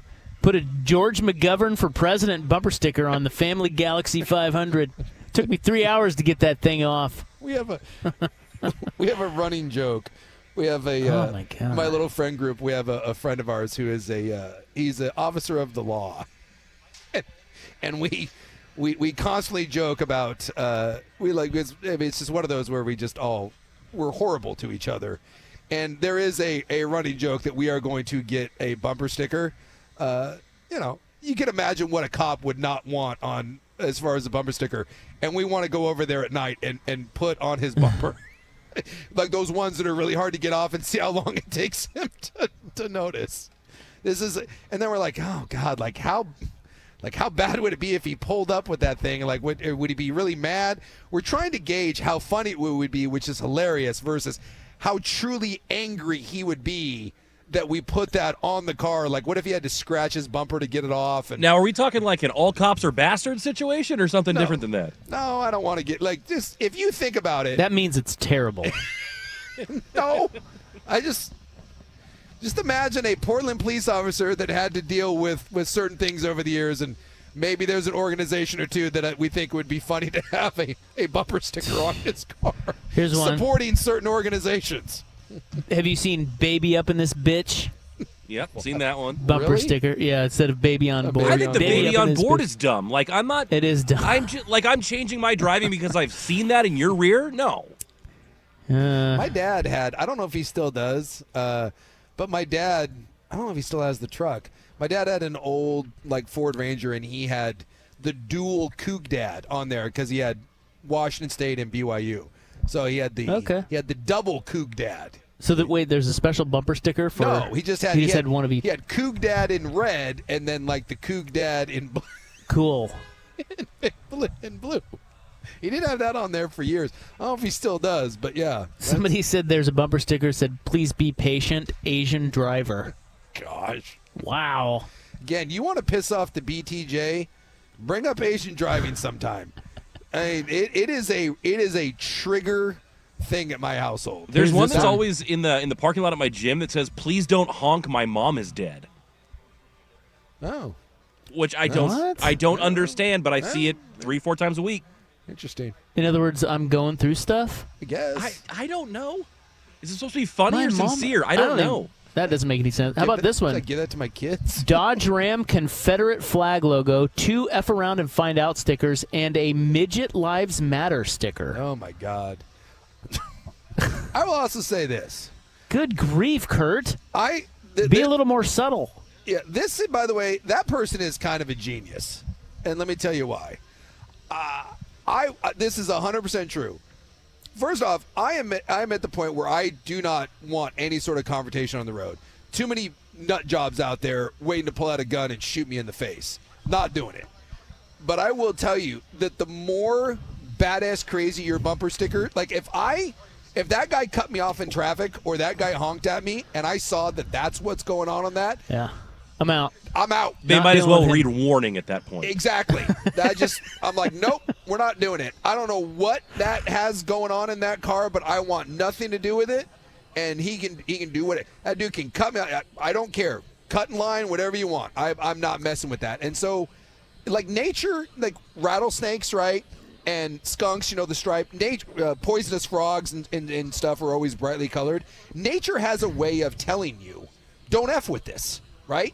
That is nature's way. That's one of them. And this is ours. Midget stickers. This is the human. If you have Midget Lives Matter on the back of your car, that is nature's way of telling me, don't mess with this car. And I do. You don't respect the rattle, be prepared to get bit. And I respect the rattle. I'm not going near it. All right. Coming up, well, we didn't have time. LeVar Ball had his foot amputated. We got to nothing today, and I love it. Well, I was going to do a segment on top sports amputees. Instead, we've had an hour on beards and bumper stickers. Dave Dravecki? Is that where we're going? Whoa. Yeah. Great one. That is a great one. Because I was thinking about this earlier, and, of course, Oscar Pistorius comes up. Yeah. And Bethany Hamilton. But outside of that, I was like, well, I can't think of another. Jim Abbott. His was an amputee. I guess not an amputation, yeah. He had a nub. Yeah, he wasn't born with a hand. Dave Dravecki, though, lost an arm. Yeah, he lost his arm. You're right. Yeah. Wow, that's a good one. Yeah. But I mean, I was racking my brain like. I think Tom Browning may have lost an arm. Why? Same thing. I think he had like an injury. Remember the old picture? I think he's down a digit too. Does Evander Holyfield count? He's just a piece. Yeah, just a chunk. Just chunk. Not an amputee. It's all right. Well, anyway, LeVar Ball's foot is gone. Yeah, and he seems thrilled about it. Every time I see him, he's smiling, said he's in great spirits. Unbelievable. He's got 3 sons that make a bunch of money. He's probably going to get a cool robot leg. Yeah, crazy. Well, anyway, we don't have time to talk about that. Or maybe that's a segment on it. I don't know. I'm gonna look up sports amputees now. Are we in an urban doom loop? Have you ever heard of an urban doom loop? No, I don't even know what that is. I'm going to tell you. Can I get an urban doom loop bumper sticker? You can. All right, let's go. If you, well, we'll talk about this next, but it sounds like Portland may be in an urban doom loop. Which sounds very Portland-y. Yeah, it's 100%. If you told me there was a city that was having this happen, I'd be like, yeah, it's us. So we'll get to that next on In the News, but first, Buck with SportsCenter. Now, from the Fan Sports Desk, a SportsCenter update on 1080 The Fan. Brought to you by 808 Hawaiian Restaurant. Mixed plates like Grandma used to make if your grandma were from the Big Island. Woodstock, Burnside, Beaverton, or online, ate-oh-ate.com. First on the Fan. On the Hardwood Thursday, the Blazers fell to the Lakers. Portland gets the day off today before hosting the Charlotte Hornets on Saturday night. Oregon men's hoops back in action Saturday as well. It's a 9 a.m. tip-off in in Madison, Wisconsin, against the 11th-ranked Badgers. That one will be nationally televised on Fox. You can also listen to it right here on The Fan with coverage starting at 8:30. In the NFL, former Chargers head coach Brandon Staley will be hired in New Orleans to run the Saints defense under new head coach Kellen Moore. The Jacksonville Jaguars have hired their general manager under new head coach Liam Cohen. They're going with former Rams personnel exec James Gladstone to fill that role. The league, meanwhile, is now investigating the claims against Ravens kicker Justin Tucker, who's alleged to have harassed 16 different massage therapists. More sports scores and stories in 30 minutes. I'm Ryan Buckley, 1080 The Fan Sports Desk. Listen live or on demand on the Odyssey app, the Fan's desktop player, or tell your smart speaker to play 1080 The Fan. The ultimate basketball party, Fan Madness, is back. March 20th and 21st at the Stadium Sports Bar at A&A Sportsbook. More info at 1080thefan.com. Yeah, hey, we're here back here at the Auto Show for the Advocates. You know, we just met with them today. Ken and Donnie are in town, or were. They were whisked away. Yeah, they're world travelers. They are. They're off. We even asked where they were going, and they didn't know. Well, she said Miami. There's a conference. I think they're like Scooby-Doo, where they just travel the country, getting into like mysteries and solving personal injury claims. Yeah. They're just running around. They were just in New Orleans. And she said she's terrified to fly, but I'm terrified. She does it anyway. I went out with them last night, and in the middle of a nice evening of sophisticated meals and drinking, she insisted that we play poker. And I'm telling you, Donnie of the Advocates is vicious. Like, it was not a friendly game of poker. Now, that's who I want representing me. That's what I was like. I was like, oh, my God. I saw the courtroom, like, stare. I was like, what are we doing? I'm like eating a grilled cheese, and now I'm losing money to you in poker. And I'm telling you, if you have a situation where you need a personal injury attorney, you want that gal on your side. You don't want her against you. And Ken. Don't forget about Ken. Ken was trying to be the reasonable one and be like, let's not do this. I think he knew the storm that was coming. How much money was lost? She wanted to go big. We settled on a $50 buy-in. And that was only What's big? And that was only because of Ken. I don't want to throw out the number that she was throwing out. I was like, jeez. She's a baller. Good thing Ken was there to bring the whole thing down. That's why they work. Ken brings in the reason and the logic, and then Donnie just cuts your heart out. Yeah, Ken and Donnie, they're great. So, hey, if you've ever been injured, if you've been injured in an accident, you need more than a lawyer. You deserve an advocate. That's their that's the slogan. Tagline. Don't play poker with them, but call them if you need an attorney. 100%. And check them out online, advocateslaw.com. Hi, I'm the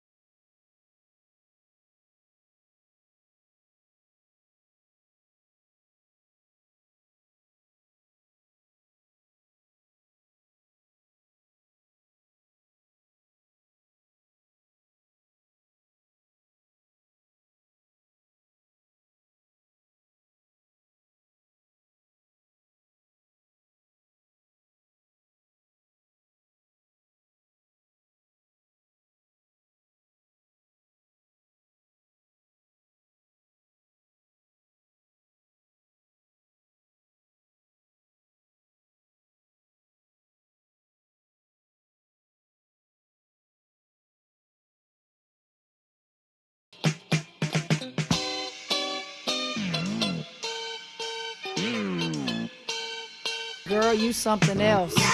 Live from the Oregon International Auto Show, this is Primetime with Isaac and Suk on the Odyssey app and 1080 The Fan.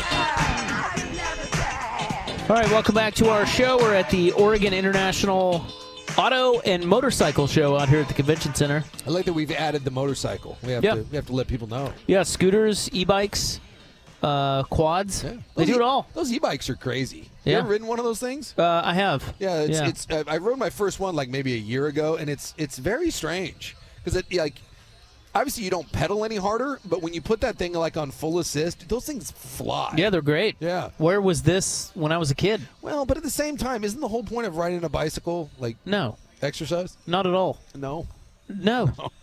It's getting from point A to point B. I got to get to school. Yeah. No. I would like to be propelled to school. Yeah. Well, at my age, when I ride my bike, I do it. One, I enjoy it, but yeah, it's more of a form of exercise. So, really understand the e-bike thing, but they're fun. All right, it is February 21, 2025. It is time for In the News. I'm your noted newsman. Hello. Thank you. Please be seated. I am. Well, again, I'm talking to the listeners, not you. We're listening to our drive. We're like walking around. Like, hold on. I got to sit down for ITN. That's right. It's important work. Please, everyone here. Everybody. Auto show. Take a knee, maybe. Respectful knee. It's not during an anthem. Otherwise, Huddle around your radio. Yeah.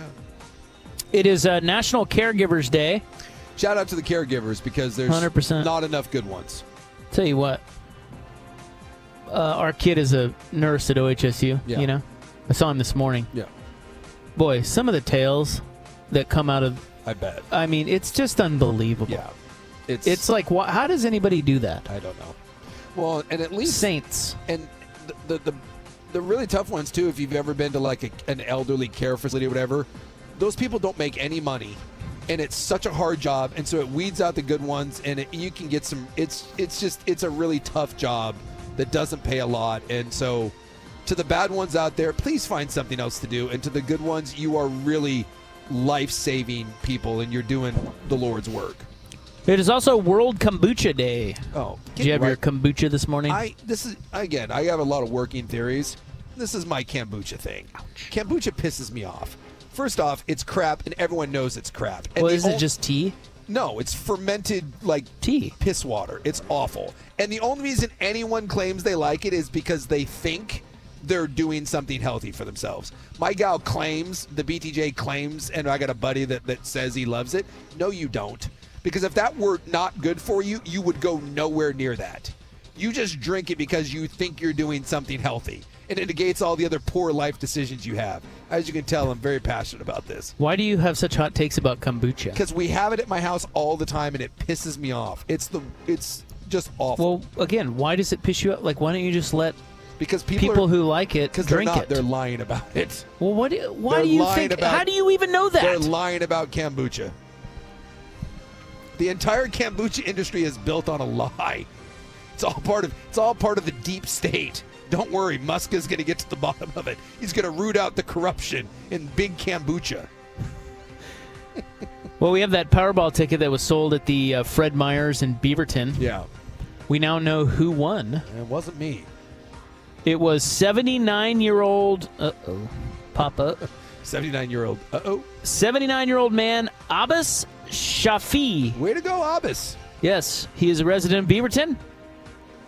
He claimed the winning ticket on January 17, 2025. He wins $328 million, but he took the lump sum, which is $146 million. So he'll get, like, what, 70-something when it's all said and done? So he did that probably because he's 79 years old. Yes. And he says, I am overjoyed to have won the Powerball and plan to use my prize to travel, invest, and share my good fortune with nonprofit organizations that are close to my heart. Good for him, man. It's awesome. So you said, what was the lump sum? 140? He took 146.4. Yeah, so he'll end up with 70 and some change. Fred Meyer got $100,000, and the store said that it would donate $50,000 of that to the Oregon Food Bank. All right. Well, good for him for saying that hopefully he does some charity work. I was watching Beast Games the other day. You know, they were Mr. Beast. He was giving out $10 million. It was the largest prize in TV history, and everyone on that show, like. Everyone's always like, I'm going to help my, I'm going to help find a cure for this disease, or I'm going to nonprofit or whatever. Just once on one of these, I want someone to win the $70 million and then in the interview be like, what are you going to do? And just be like, hookers and blow, man. All of it. I am going to go to Thailand, and I am going to burn a hole through the middle of that country, and I may not come back. Just once, I want someone to give me the honest answer of, this is going to get weird. I can't even talk about it, but trust me, things are about to get real unusual in my life. Do you think that people that would do that play the lottery? Yes. I would think those are the people that are playing the lottery. Yes. I think it's more of those people versus the people that are going to start a nonprofit. Well, he didn't say start a nonprofit. Well, he just said donate a little. Look, the guy's 79. I know. He's like, whatever, here, take this. Give it to the kids. Remember that movie, Little Miss Sunshine, Alan Arkin? I want that guy to win the lottery. Did you know that guy's out there? He just can't say it. I want it. An urban doom loop, a negative economic cycle in which a city's decline accelerates. Economists are warning Portland could be headed towards an urban doom loop. So what is the stages? Like what? Well, it's like businesses close. You know how, so the loop part is that like downtown. Sure. Businesses close. Yeah. And then people move out because the businesses close. And in turn, tax revenue goes down. Yeah. And that means then that programs decrease and everybody else leaves and more businesses close because of that. So it's like this loop of closings. It's a closings loop. And that really doesn't feel like a loop. That feels more just like a slide downhill. A loop would indicate that it gets better. Yeah, it and would, then it wouldn't gets worse again. Yeah, not in this instance. This kind of seems more like a S rolls downhill. Maybe a downward spiral? Yeah, like the giant urban doom spiral. There we go. See, that sounds better because the loop leads me to believe that it's going to get better. And I don't see where that gets better. Because then just some rich dude comes in, buys everything, kicks everyone out, and then redevelops it, and it becomes very bland, and you can shop at Starbucks and all of that. Well, Multnomah County is losing residents and jobs. In 2022, the average income of someone moving to Multnomah County was just over $73,000. Yeah. While those moving to Clark County were on average making almost $106,000 a year. So money is moving up to and where by you the way, live. I see that all the time. If you look at like the Washington waterfront now and everything that's happening there and people out to Camas, there is I've lived there for majority of my life, and you definitely see an influx of Portlanders. I'm waiting for it to plummet, and then I'm going to carpetbag and move back into Multnomah County once home prices go down. Because I'll tell you what, it's still quite expensive to move over here, which is why That's what people do. Was why I live in Vancouver. A survey from the Urban Land Institute finds Portland second to last in the United States in attractiveness for outside investors.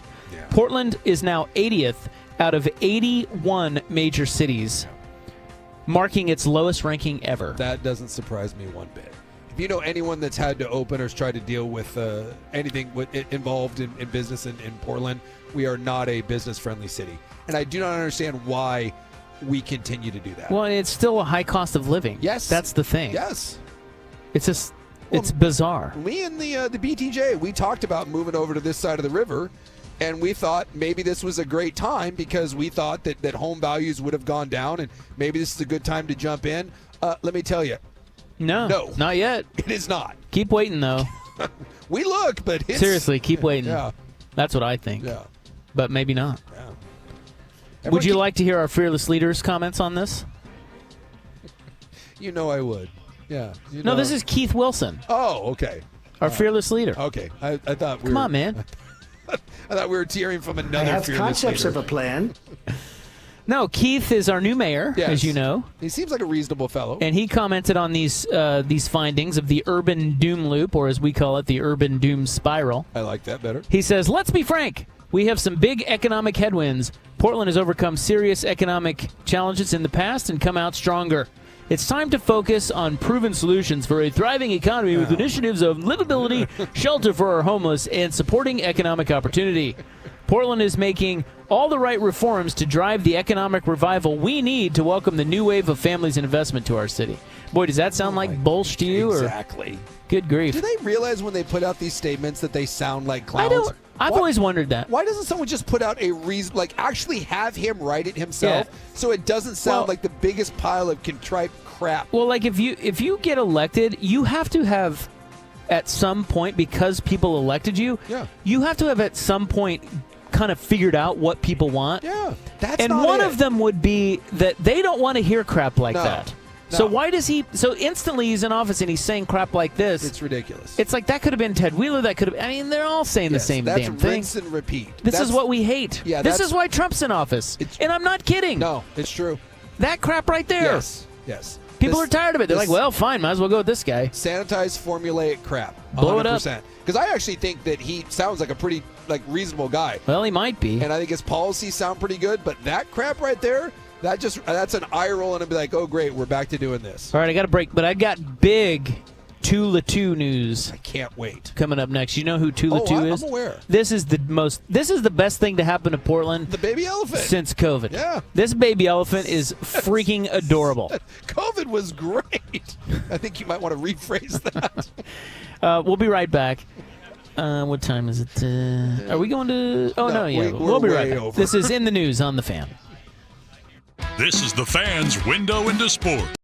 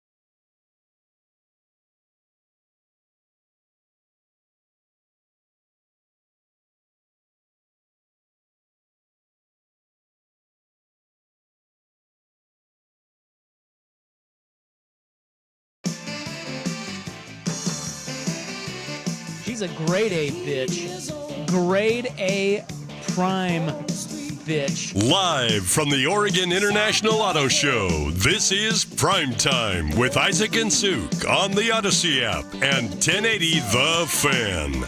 This show is some of our finest work we've done in a while. I'll tell you right now, I'm enjoying everything that we got going on. This is in the news for Feb 21, 2025. One last story for you here as we're way over. We got to get to the Hot 5, but... the burning 5 stories of the day, including Yankee facial hair. I don't even think I have 5. I'm going to make some stuff up. If we just go long, we can probably have the Hot 3. Tula 2, the new Oregon Zoo baby elephant, Yes. debuted to the public today. Oh. And let me tell you something. Adorable. Cuter than you think. It's ridiculous. It's you may she. I didn't mean to Oh yeah. misgender. Right. She. Yeah, little she. girl, little baby elephant. She, her pronouns. You may think that a baby elephant is cute. Like in your head, you're like, oh, I bet that's cute. Yeah. Dude, 50 times cuter. She is so adorable. It really is. And I watched a thing on Fox 12 this morning. It was great. I don't know if you saw this. I did not. I was sitting there drinking my coffee, and I turned on Fox 12, and Bonnie Silkman was out doing a bit. You know, the live remote, or the live hit. The Anchorman. Get out here, elephant jerk. She was Brian Fantana live on the scene. I love that we're sending news crews out to do the Anchorman bit, but for real. Yeah, she was in front of the mama, who is Rose 2. Yes. And the baby, Tula 2. And she had a great shot because it was just her, the camera guy, and then the zoo bro. Yeah. And they were right, like the baby and mom were right there. And they did the whole bit of, oh, how's she doing? Oh, she's doing great. And then Rose 2 started flinging doo-doo? Not doo-doo, but she was picking up hay or whatever they had on the ground and flinging it at Bonnie, at Silkman. I would have given any amount of money. It was getting tense. I would have given any amount of money if that had been a poo fling live on TV. No, and the reporter gets hit. It was just like dirt and stuff, but you could tell Rose was like, "Hey, get your little news crew out of here." All right? We're not ready for this. That's why I want someone to do. Get out of here, panda jerk. You're making me look stupid. I just love that somewhere in a newsroom they were like, we got a hot story. Baby elephant. Get Silkwood out there now. Let's go. Well, I'll tell you what, it was a good segment. I bet.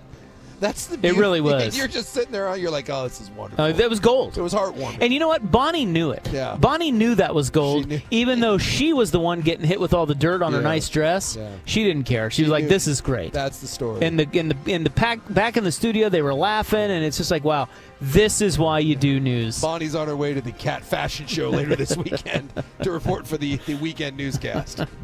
Serious news stories. In the news, brought to you by the Advocates, injury attorneys at advocateslaw.com. The Hot 5 at 5 is next. This is a test. We will see if we can actually find 5 sports stories to tell you about today. I don't know. We'll try our best. We promise 3, and then we'll see. And where yes, it goes the beard from story is in there.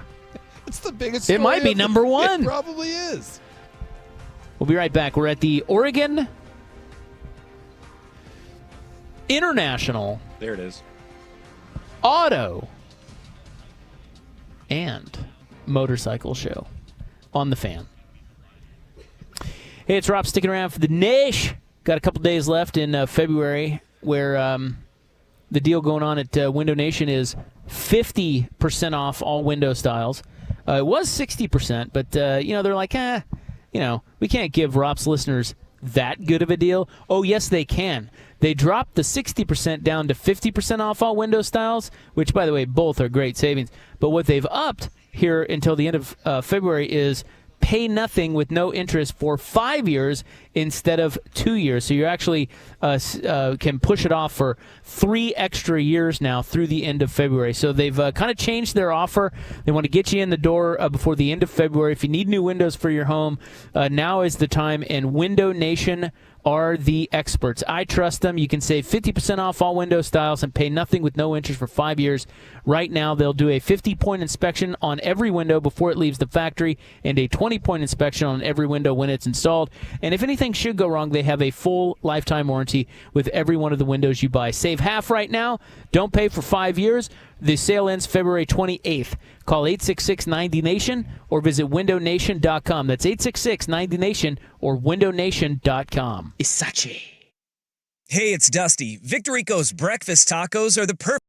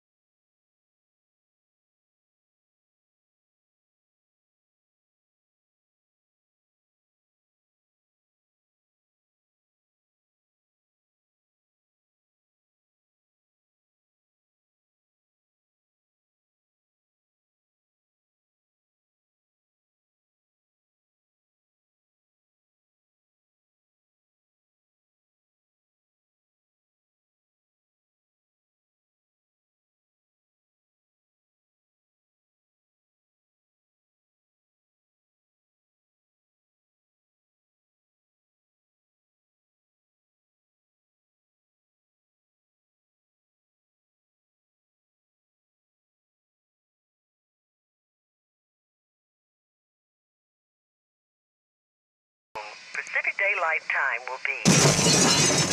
It's 5 o'clock. 5 o'clock. One step closer to my own personal hell. This is Primetime on Sports Radio 1080 The Fan. We expect the best. We're not afraid to break someone. Do you hear me? Primetime is your source for the best in local, regional, and national sports. Go ahead and clap. Mediocrity deserves applause. Isaac Robb. I'm miserable. I had to get up at 10 o'clock this morning. Jason Sakanet. I'm a dude playing a dude disguised as another dude. Primetime on 1080 The Fan. All right, welcome back. Hope you're having a nice, juicy little Friday. We're rocking you from the Oregon International Auto and Motorcycle Show. And rocking we are. It's been a boisterous show, to say the least, chock full of hot sports stories. We're at the convention center where you can test drive various models of vehicles or automobiles, if you call them automobiles, or cars. Well, vehicles don't have to be cars. Like a boat or a plane is a vehicle, right? Vehicle's just a thing that transports boat's a people. vehicle? I thought so. Boy, that's news to me. I've never heard Because they're motor vehicles. It's something that moves you around that has a motor. Huh. So like different modes of transportation. Would an airplane then be a vehicle? Yeah, I think airplane then It'd trains. be a motor vehicle. Huh. You're saying an airplane is a motor vehicle? Well, but it has a motor. As an engine. An EV doesn't have a motor though. My car does not have a motor. Does that make it a motor vehicle? No, it just makes it a vehicle. It's Well, just look, there's only one man that can answer all these questions. And he's going to be on this show. Yeah. That's right. His name is Greg Remensperger, and he's the executive director of the Auto Show. And that son of a bitch is going to sit right there, and he's going to answer these questions. We're going to grill him. He's not prepared. He's not. He's not ready for what Somebody we're bringing. warn him. Yeah. Well, anyway, you can test drive cars. You can win a Chevy Equinox. You can enjoy the tailgate lounge. Yeah, right here.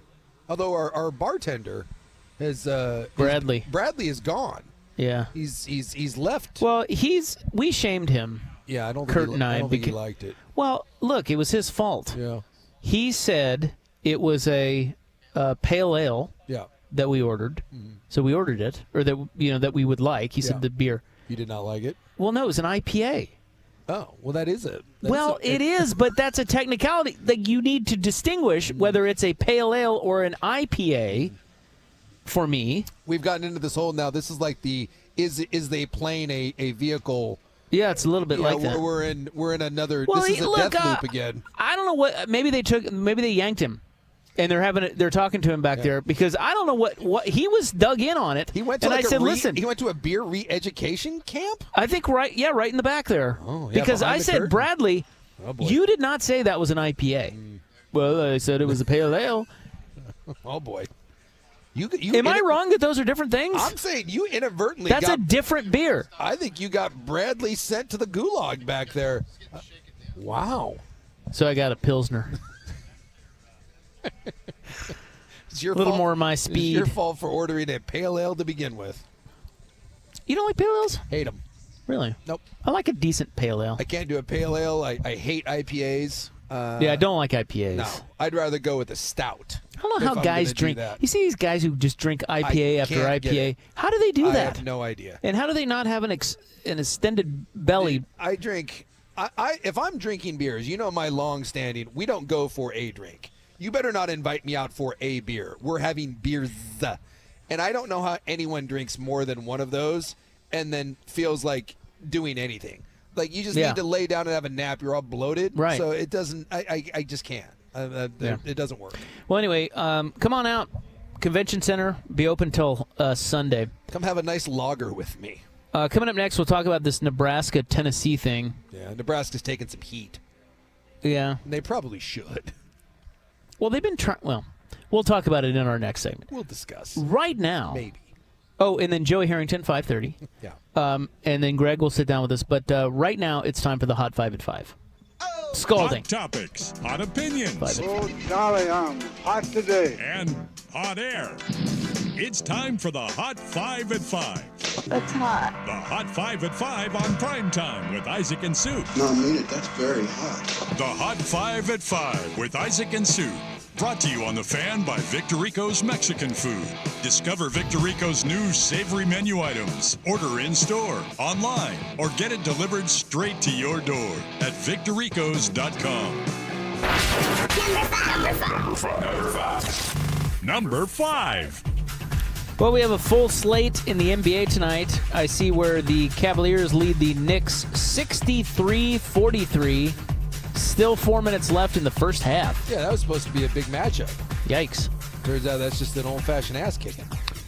Look at the Wizards. Okay, the Wizards are beating the Bucks. So, by the way, the Wizards are 9-45. Yeah, it's the worst team in the NBA by a mile. I saw a stat today that said that they've only been under a 7-point underdog, I think, twice all year. Yeah. One of them was tonight. I would imagine that's because they're hosting the Bucks. I would imagine they're not playing anyone. It has to be. But I don't know. Wizards lead 54-46. Yeah, they're going to lose. By 20. They will lose, yes. That's a great time to I don't know what the live spread. Buck, would you look into that? Because I may live bet that right Zeke now. wants to live bet it. I do want to live bet the Bucks. Oh, I got a top 25 score for you. Marquette is ranked 16th. They are losing at Villanova 46-33 at half. We also have Souk, the live line is Bucks plus 2.5, or you can take Bucks on the money line plus 115. Dude, let's go. plus 115. The Bucks are winning that. We also have Michigan State tonight. Michigan ranked 12th, Michigan State 14th. Good little matchup. It's a good little matchup. Dusty May, the Michigan coach, got an extension today. He's done a really good job there. I've watched Michigan a few times this year. They are nasty. Well, and they have 2 7-footers in the middle. Did they? I was going to say, I thought they thumped Oregon not too long ago. Or was it Michigan State that thumped them and then Michigan was a close game? Michigan State beat Oregon. Went down to East Lansing and lost to Michigan State. I think they were winning at half, and then they got blitzed in the second half. That was part of their 6-game losing streak where they lost to Michigan and Michigan State. But this is a good game tonight. I mean, Michigan's they're pretty good, and Dusty May was a good hire for them. So he got a big extension today. Gets a bunch of money, U.S. dollars and things like that. Not Canadian dollars. He's not going over to Windsor. But this is his first year there. Yeah, was it Juwan Howard, right, before him? Yeah. Who sucked. Well, and he got caught up in some things. Juwan Howard had some issues. Number 3. Saints are hiring Brandon Staley as their defensive coordinator. He is, interestingly... That Brandon Staley.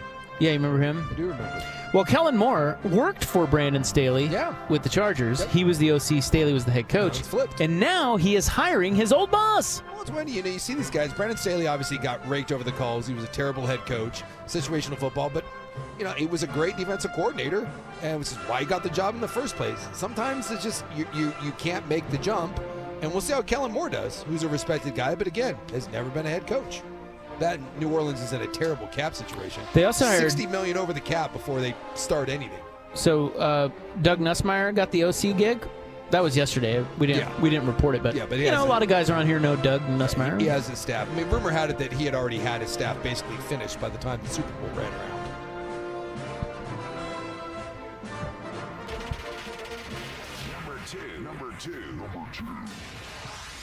Number two. Yeah, it's interesting. Someone on the text line said they had the same issue where the old school pale ale. We're back to that. It's not that common. So oftentimes when bartenders hear pale ale, they just instantly pour an IPA. Yeah, I can see that. But to old fat tire drinkers like me, you want the actual pale ale. Pale ale, yeah. The old Sierra Nevada pale ale is a good beer, I think. The old fat tire, I liked it. It was good pale ale. Deschutes has Mirror Pond, good pale ale. That is true. You know what? I don't mind a Deschutes Mirror Pond. It's a good beer. I'll give you that. That's a solid beer. Yeah, I don't even know if they make it anymore, but I would assume. Oh, they make it still. That's like a flagship good beer for them. Yeah, that was like one of their gold standards. Well, I don't drink a lot of beer, but how you doing? Oh, wow! I thought it was a different kind of. Oh my gosh! What is happening out there? Well, just nothing. Don't even worry about it. No. Ludwig falling over yet? Well, we'll explain later. Hey, no, we won't. We're not going to explain later. Yeah, No, we're not. Yeah. We're not. We're going to just let that go. Buck, don't bring that up again. I don't even know what happened. Just don't. Don't ask. Just remind us to let you know. We'll let you know. Yankees play. I told you it'd be number one. Yankees players are now allowed to have well-groomed beards.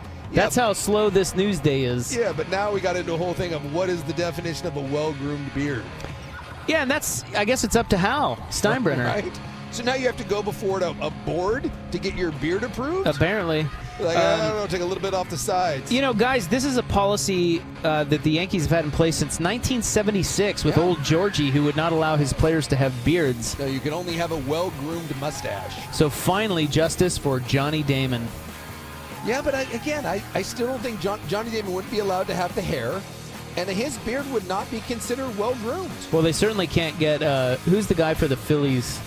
Oh, yeah. Marsh. Brandon Marsh, that greaseball. Dude, that guy. He looks. Let's play the fun game of what does he smell like? He looks homeless. And he's always wet. Yeah. He is greasy. What is that? I don't know. It's weird. Yeah. He says he likes the way his hair feels better when it's wet, so he never wears it dry. Boy, that is a... Yeah. That's, well, he's no Yankee. No, he is not. It's brought to you by Victor Rico's Mexican food, a hit with the whole family. Order in-store, online, or delivered to your door at victorricos.com. When you think of flavor, think of Victor Rico's. Let's do a segue on this Nebraska-Tennessee thing, and then Joey Harrington will join us for Hot Sports Talk. Next. About time. On The Fan. Backed by popular demand. You're playing golf and you're going to like it. The 1080 The Fan VIP Golf Card. Play 5 of the best courses in Oregon and Southwest Washington for only $75. You'll enjoy the Mount Hood, Oregon resorts.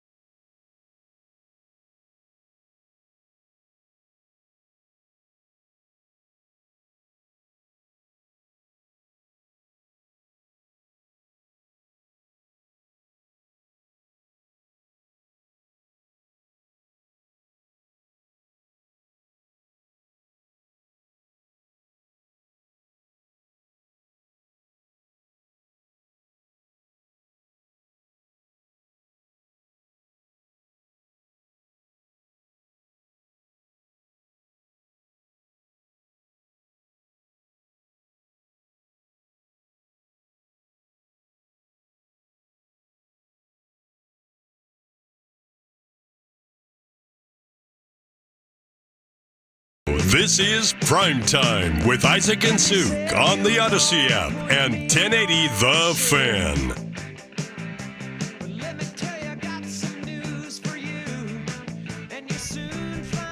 This Nebraska-Tennessee thing is wild. Actually, it's not. No, Nebraska. It doesn't really matter. Nebraska's just getting dragged, and they should. And this is, I just think it's problematic with college football. Yes. And this is the issue here, in that we love college football, and college football is great. But for everyone that's bitching and moaning that college football is missing the point of, if you keep pissing off fans, eventually fans are going to get fed up with this. And Nebraska is doing something for, quote, their bottom line that is really doing a disservice to fans. And fans everywhere, including their own, are calling them out, and they should. So what happened was, BS. So Nebraska and Tennessee, this is crazy. This is a glaring indictment on college football. Yes. As much as we love college football, this right here is the root of its. Like, if you, there's a lot of problems in college football, but if you had to pinpoint one, this is the biggest. This is the biggest one. I think so. That Nebraska and Tennessee have been trying to schedule a home and home for 20 years. And they got it finally. Well, they got it twice. Yeah. So they started talking in 2006. They set the dates for 2016, 2017. In 2013, they delayed it for a decade. Yes. So they pushed it to 2026, 2027. And now Nebraska just recently called those games off. Yep. They are citing stadium renovations, which is horse crap. Tennessee is pissed about it. Nebraska only has to pay $500,000 to get out of it. Yep. Tennessee is like, well, now we're in a real pickle. Because it's just hard to schedule. And it's hard to schedule real teams. Tennessee's going to end up having to schedule like Tennessee Tech. Well, and that's what Nebraska's doing. They're replacing those two games with like Bowling Green and somebody else. Nebraska basically is saying that because of renovations, they're going to have smaller seating, and they want more home games. So they're not going to go play at Tennessee. They're going to replace those games at Tennessee and the home games with the Bowling Greens of the world, saying that they need the income from those extra home games. And so instead of just going to play at Tennessee twice and having Tennessee come back to their place, they're just playing 4 patsies all at home, which is absolute horse crap. But that doesn't make any sense, because those home games against lesser teams, they have to pay the other school. But their point is that by going to Tennessee, they said that this is why I think the whole thing is crap. They're claiming that they're going to make more money by just having extra home games. Chance. Exactly. No chance. This is crap. And you've taken the Nebraska fan base and said, hey, for 4 years you get to play one of the marquee teams in college football, Tennessee, and now you're like, no, instead you get to pay full price to watch us play Bowling Green. What was the other? It was Bowling Green. I forget the other one. Same I don't know. Losers that you don't give a damn about. And this is the biggest problem. And I'll say this to I'll say it to Oregon. I'll say it to Washington. I'll say it to Michigan. You are charging an arm and a leg for these tickets. And you have to do the whole donation thing, and they're bending people over left and right, and this thing is more expensive than ever. And for a lot of these teams, you're giving them maybe 2 or 3 games a year that are worth a damn. Dude, if I was one of these season ticket holders, I wouldn't stand for this one bit. Well, I think that one thing that is good in this regard is that, like, for example, we had Georgia UMass this year. Yes. Georgia UMass. UMass was like 2-8. Mm-hmm. They had just fired their coach. They didn't even have a quarterback. The spread was like 60. 60. Yeah. Why are we playing By that the way, game? UMass covered. Well, we're playing that game because UMass needs the money. Yeah. And we're also playing that game because Georgia needs a cupcake. They just want to win. Right?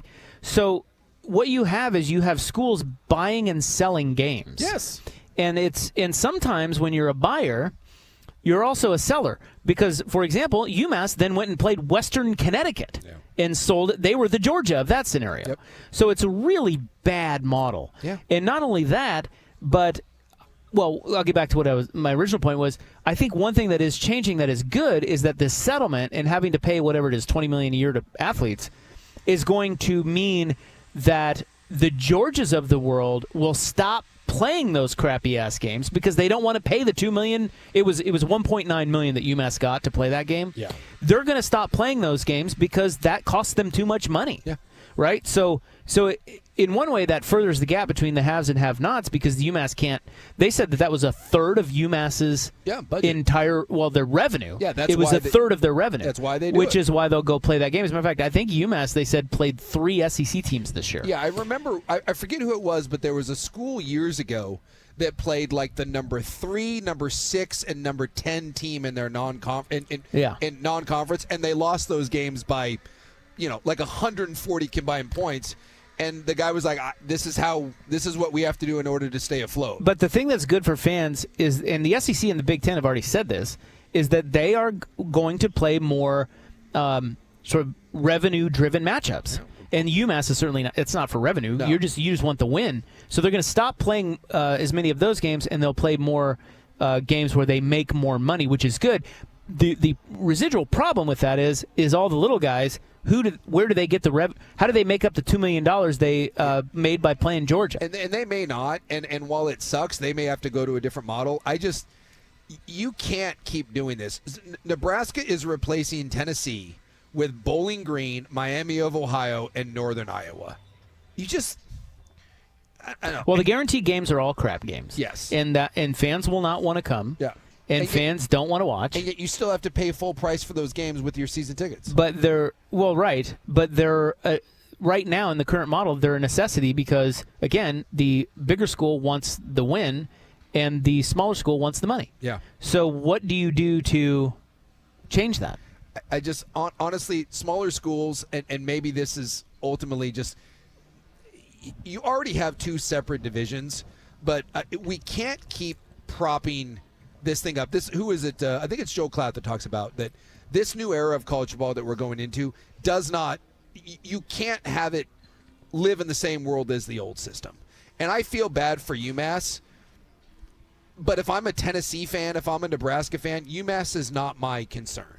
And if UMass ultimately can't field the football team, I'm sorry, then go down to the Division II model. Go down to something where, because those schools exist, the Linfields of the world, like it just, you can't keep asking fans to go to these games. It's like the Nick Sabans of the world then bitch and moan that the fans leave early.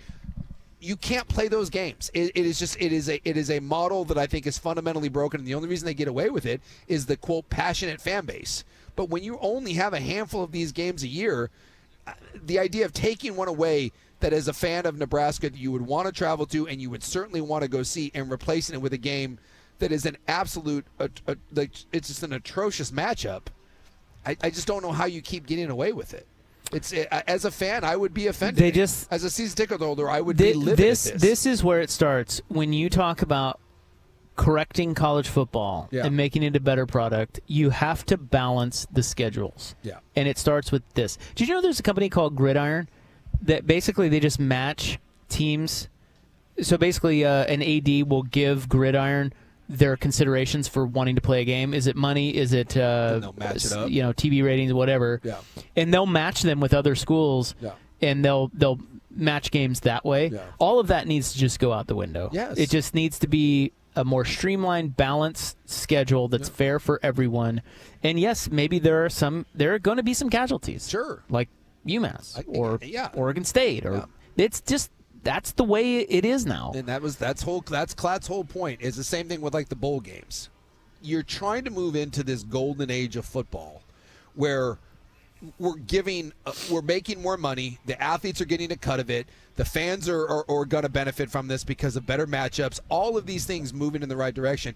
And yet you're still trying to hold on to the archaic way of bowl games being so important and playing, the UMasses of the world. One team basically buying a victory.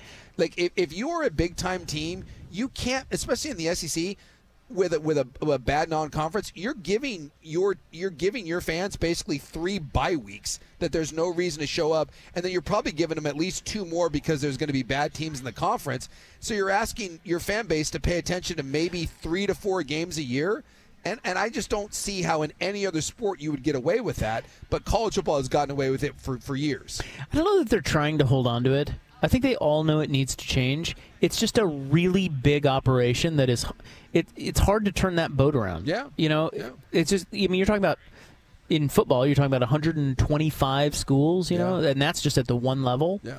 So that's a really hard thing to just flip on a dime, So, and they're working on it, and we're already getting this with the SEC and the Big Ten saying, "Hey, we're just going to go play each other in these big non-conference matchups to make a bunch of money." But what does that mean for all the other schools that aren't in the Big Ten and the SEC? And Bartu has talked about this, and he said it for years. It doesn't matter who you play; it just matters wins and losses. And so, for a lot of these schools, they look at it not only as a financial thing, but if you have playoff aspirations. I keep waiting for a committee to really punish teams for not playing anyone. And so far we haven't, because we all know that being a one-loss team or being an undefeated team, regardless of what your schedule is, still better than we have to start rewarding people for scheduling real tough games. Well, I think that's going to change. I hope so. Because more of the big schools and big conferences will get guaranteed are trying to make money. Yeah, like they're wanting to play these big. It's amazing that you're right. The way to win is just schedule patsies and win all your games. Yeah. But actually, schools don't even care about that. The SECs, Big Tens of the world aren't looking at it that way. They're looking at it, well, we need to play as many good, tough games as we can because that means more money. Yeah. It's all about money. Yeah. And in a residual way, that's good for college football. Yeah, and hopefully by the expanded playoff or guaranteed spots, hopefully it finally incentivizes teams to schedule big games. And if you lose them, it's not the end of the world. Right. But we've lived in a system where losing one game or two games is an absolute death sentence, and that has led to BS scheduling. All right, our friend Joey Harrington will join us next. Tune in to find out what we discuss with him. Who knows on a day like today? That's when we're back here at the Convention Center. Yes. It's Isaac and Suk. Let's go to Buck with Sports Center. From the Fan Sports Desk, a Sports Center update on 1080 The Fan. Ryan Buckley with this Sports Center update. First on the Fan on the hardwood Thursday. The Blazers fell to the Lakers 110-104 the final. Portland gets the day off today before they host the Charlotte Hornets on Saturday night. Oregon men's hoops back in action Saturday as well. It's a 9 a.m. tip-off in Madison against the 11th-ranked Wisconsin Badgers. That'll be televised nationally on Fox. You can also listen to the action right here on the Fan with pregame coverage starting at 8:30. In the NFL, former Chargers head coach Brandon Staley will be hired in New Orleans to run the Saints defense under new head coach Kellen Moore. Jacksonville Jaguars hire former Rams personnel exec James Gladstone to fill their open GM position. And the NFL is now investigating the claims against Ravens kicker Justin Tucker, who is alleged to have harassed 16 different massage therapists. More sports scores and stories in 30 minutes. I'm Ryan Buckley, the 1080 The Fan Sports Desk. Listen live or on demand on the Odyssey app, the Fan's desktop player, or tell your sports maker to play 1080 The Fan. One number does it all for contests and texting your favorite fan shows.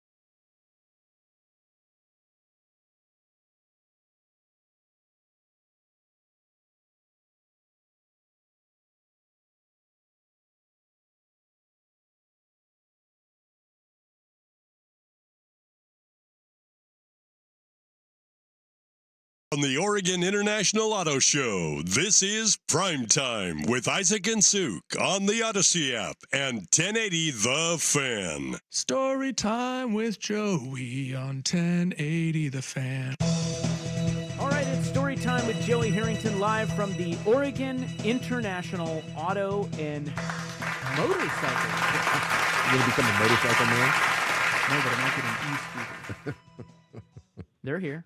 That's badass right there. Here's our friend Joey. Hello. I have a Vespa. You do? Yeah. Oh, that's awesome. I can see you. I crashed one of those stupid e-scooters the other day. That thing sucked. Vespas are great. My wife wants one, and I'm okay with it.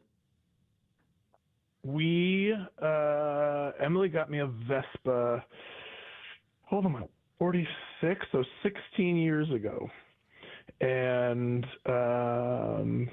I bopped around the neighborhood in Atlanta, and it was, kind of fun. And then it went into storage, when we moved. And then like a few years ago, actually it was right after COVID, I was like, what is this thing? I was like, oh yeah, let's get the hog tuned up. So,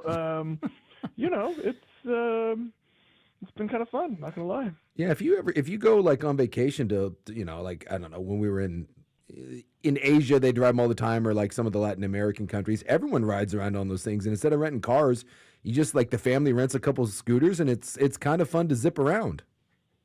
I am not going to lie. One of the craziest things I've seen was in Indonesia, and there was a family of 5 and a pet dog on the Vespa. Yeah. Not even kidding. Yeah. Like, I was like, that is impressive. Yeah, look, it's a great way to get around, and it's quite convenient. But in Oregon, it rains a lot, and that's why we haven't pulled the trigger. Yeah, it's a summertime sort of thing. Well, you got all that's why the hog's in the garage right now. I mean, but those Lime scooters are everywhere. I got a buddy of mine right now that he sold his car and he's buying another one, and like he just hasn't pulled the trigger on it, and he just scooters everywhere he goes. And it's like, what's it? It's called. He's like, I don't know. I put on a scarf, and he cruises around the city on these Lime scooters, and he loves it. Yeah, it's not a bad way to go. The Italians do it, right? Yeah, the Italians do it. We did one of those tours. Through Tuscany. Yeah. It was great. That's what made us want to buy one. Yeah, like this is great. Of course, the wineries and the scenery and the weather. We don't quite have that part, but we have the scooter. So when's the next time you will take the Vespa out? Oh, the hog? Yeah, the hog. Sorry. What will you do? The hog, yeah. What will I do? I don't know, like go to like the grocery store or something. I can't wait to be driving down the street and seeing Joey tootling around on a Vespa going to the grocery store. You like helmet up and everything, or are you kind of just freewheeling it? What do you mean? I wear a helmet. I'm not dumb. Yeah. I mean, you do remember that I spent 3 days in the ICU. After the whole head injury, like almost dying kind of thing. Yeah. So you learned. Well, because again, when you rent those scooters, like those things go like 20 miles an hour, and there's no helmets or whatever. You just get on them, and half the time people are in the bag, and people are zipping around on those things, and there's no one rides a helmet. It's like it's a weird, like the motorcycle, you always ride a helmet. I feel like the scooter, I find most of the time people aren't wearing helmets.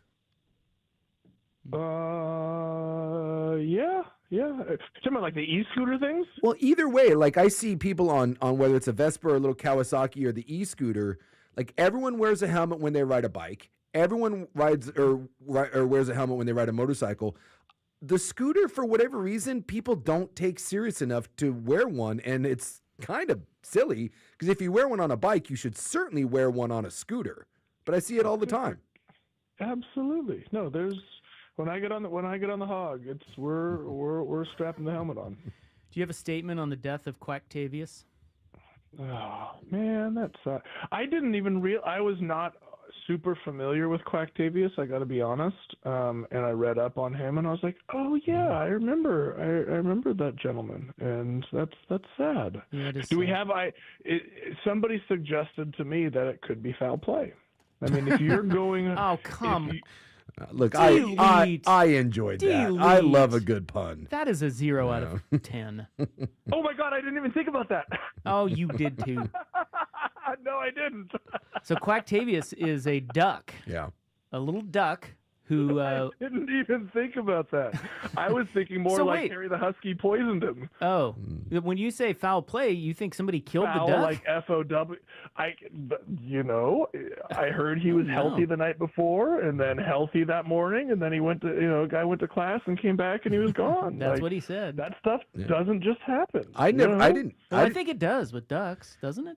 Okay, well, I guess maybe. I assume anything that's small, from a duck to a hamster or whatever, I feel like those things die for no reason. Rabbits, Yeah. you just wake up one day They're just gone. and they're dead. That happened to our guinea pig. Yeah, they just die. You're like, why did it die? I don't know, because it's a guinea pig. Because they're stupid animals. Yeah.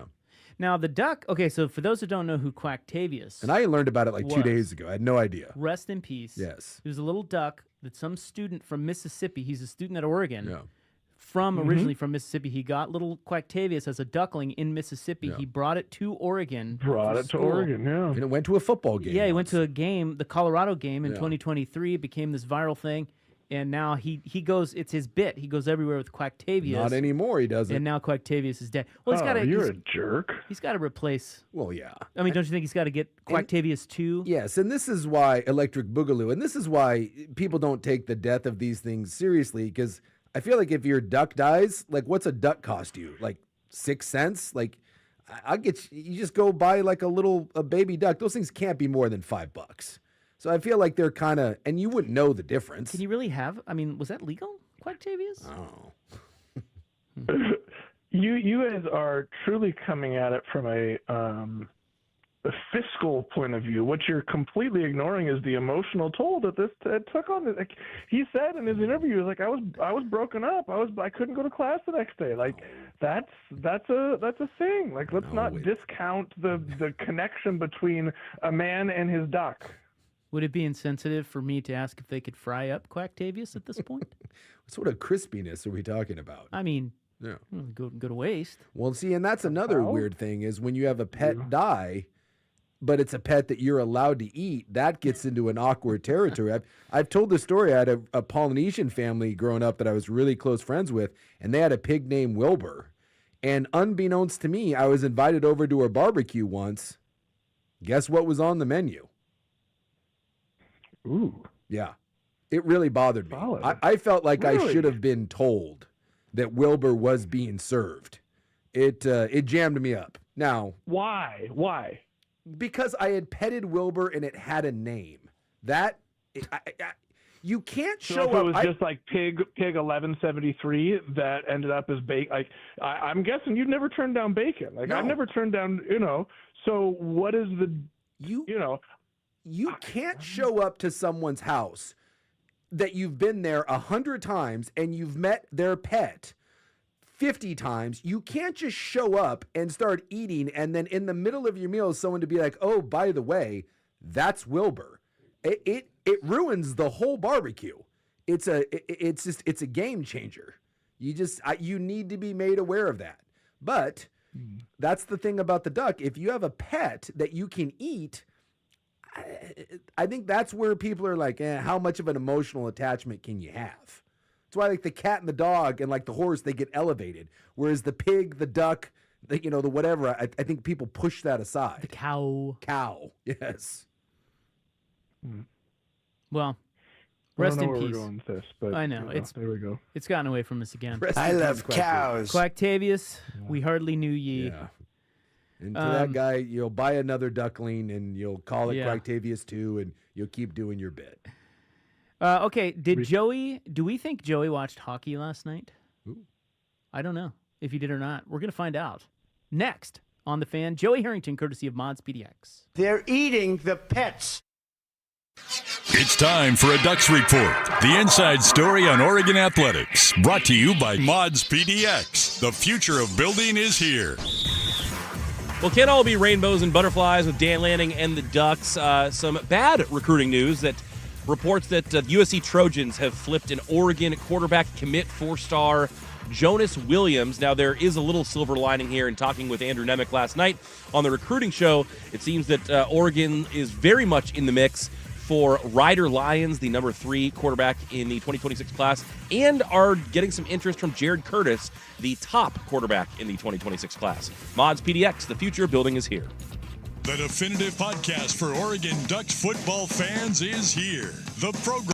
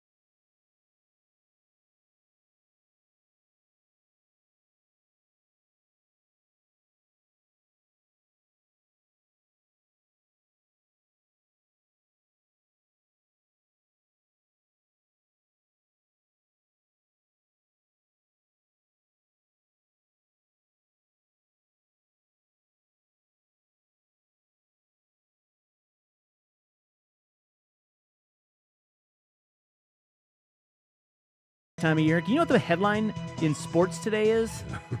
The Yankees have changed. Yes. Yeah. Facial hair. The Yes. facial hair policy. Yes. Yeah. That's the big story in sports today. Yes. Someone asked the Mets manager about it today at spring training, and you should have seen the look on his face. He's just like, "Are we seriously? We're doing this? Really talking? Well, no. So this is why you have me on. So this is the whole for story time in these dead times. You didn't even ask if I went to Vegas last weekend.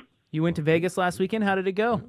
How much money did you make? We went out for a soccer tournament, and the first, on Saturday, the first game was at 9:30 a.m. and the second game was at 8 p.m. And so, of course, I had to go play golf in between. Ooh, where'd you go? I played at the Wynn.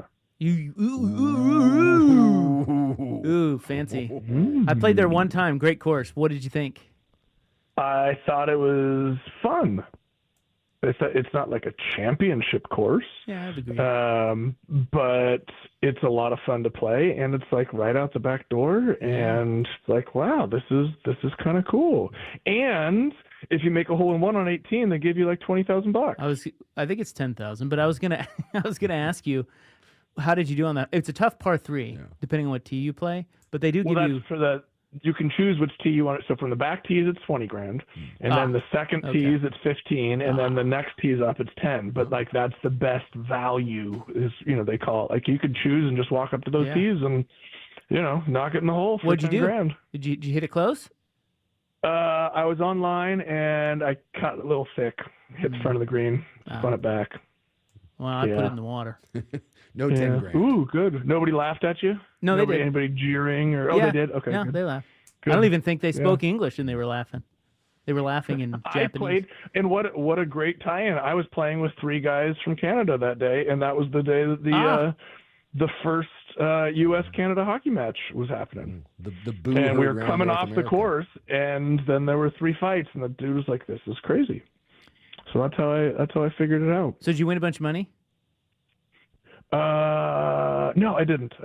I'm beyond the gamble a lot. Like I've been around people who gamble a lot and had been in that world for a while. Not like gambling myself, but like watching people gamble, and it's like that. I just have a hard time doing. I was sitting at a table and watched Charles Barkley play 3 hands of blackjack at the same time, all of which were $33,000 a piece. And like. Did he win? $100,000. Oh, I mean, he won some. He lost some. He's been. I don't understand how you can be up and down millions of dollars. Yeah, that's pretty crazy. Just coming, but to have $100,000 on the table on every time the cards come out, I was like, no, thank you. Yeah, I can't do that. Do you think that gets him even remotely nervous? Not if that's a starting bet. I don't know. Well, he's talked about it. He's admitted that it was a problem. He's lost a lot of money. Yeah, he claims he has lost a fortune. I wonder if he still gambles. You're one of the smart ones. There's no reason to play those games. It's a losing proposition. I mean, it can be fun. I tried it once. So I tried the idea that if you double what you lost on your next bet, then you always make it up, right? Yeah. But like, so you're a college kid and you sort of the first couple times you go, it's like you're looking for the $10 tables or the $5 tables, and so I found like a $25 table or whatever. It's like, let's do this. Like we're gonna $50 out on a hand and lost, and so the next time you had to put 100 and then lost, and now I'm down 150, and so then you got to and I lost like 6-7 hands in a row, and I got to the point where it was like $1,500 or it was like $2,000 that I was down. I was like, this is not cool, and so I put out the $2,000, and the dealer says, "Excuse me, sir, but you've exceeded the table maximum." I was like, table maximum? What the hell is a table maximum? Like, I've always looked for this, like a table minimum. Like, what's the minimum bet you could put out there? I was like, no, there's a maximum as well. And I looked, and sure enough, it was like $1,500. And so I had exceeded the maximum. So I was like, well, okay, fine, we'll do that. And so I won that hand, and then like, that's it, I'm done. Like, I didn't quite make it all back, but I was like, screw this. Like, this is too nerve-wracking. And so I packed up my chips and I left. In a stunning turn of event, the games favor the house. But that strategy, I have seen people that are actually really good card players. Yeah, but when they max the table, you can't. Yeah. I mean, they know what they're doing. Yeah. They're gonna get you one way or the other. If you're a good player, that is a solid strategy. You just have to have the balls to keep going. Oh my God! Putting $1,000 on the blackjack table is like, no, like what the hell am I doing? Like, it's not your sensibilities. This is stupid. Yeah, and it is. You know what? You're right about that. No one will argue with that. Now, did you? So you stayed at the Wynn? I did. Did you? What restaurants did you try? Because they have outstanding restaurants. In case you couldn't tell, Rob is a bit of a fan of the Wynn. P1, yeah, we go there twice a year. Oh, really? Sometimes 3 or 4. Let's see, what restaurants? One night, there was like takeout from a Hawaiian place in the lobby of the Hampton Inn. And then one night there was, I was there for a soccer tournament, right? Yeah. You know, so he's not eating it. Yeah, he's with the kids. And I was by myself too. Oh. So the kids were all staying. Like that was the thing. Is like, okay, so Emily and I were trying to decide, okay, who's going to go to the tournament? I went to the one in Phoenix, and I was like, hey, it's your turn if you want to go, watch Jack in the tournament. She's like, well, I'm going to Vegas. Like, who can I get to go to Vegas with me on short notice? And she said, if you go, at least you can go play golf. I was like, well, I guess I could. So I just sent my golf clubs out there and played at the Wynn, and then played at Cascada, and it just played some golf. So it's just kind of me by myself. Like, I'm fine going to breakfast with a cup of coffee in the in the New York Times like Wordle app, but like sitting at dinner in Vegas by yourself would be like doo, doo, doo, doo, doo, doo. Understood. I thought maybe Emily was there with the you. missus. Yeah. So did you watch hockey last night? I watched some of it. Okay. I did. I watched the whole third period. I watched half the first period. I had to take I had to take the kids to soccer practice last night or something like that. Here we go with the kids again. Those damn kids. They ain't gone yet. Not until they're out of the house. But I turned it off for just a second and I came back for overtime and it was done. Well, it was a good game. Very patriotic moment in sports. Yeah. What is your most patriotic moment? Boy. Oh, we were on the underdeck of the U.S. What's the aircraft carrier in San Diego? Midway. Yes. And we were playing Texas in the Holiday Bowl, and the two bands were there. We were having a luncheon, and the two bands were facing off to see which band got to play the national anthem before the Holiday Bowl that year. And whoever was deciding was there. Texas played theirs, and it was fine. The Oregon band played the national anthem, and it was the version that they play now, and it was the first time they had played it.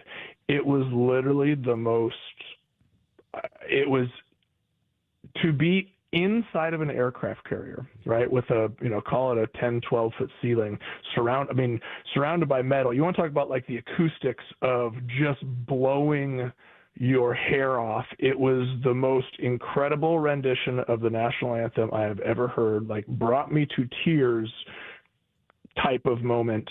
And that is what they play every time before the game now. That's awesome. The version that they play. Yeah. Cool. Yeah, those patriotic moments will get you. I got to be fortunate enough to be on the field for Army Navy a couple years ago in Philly, and the combined choirs of the cadets and the midshipmen came out and got together and put all the rivalry aside, and they like joined hands and sung, and then they did the flyovers, and I was crying with that. Like, those moments, I try not to be like too, we're great and everyone else sucks, because I think that's a bad way to do it. But there's nothing wrong with feeling pride, and every now and then that gets you right in the old heartstrings. Here's a question for you. We'll wrap it up on this. What do you think is the most patriotic moment in U.S. sports history? Is it Miracle on Ice? That's mine. What is it to you? Wow.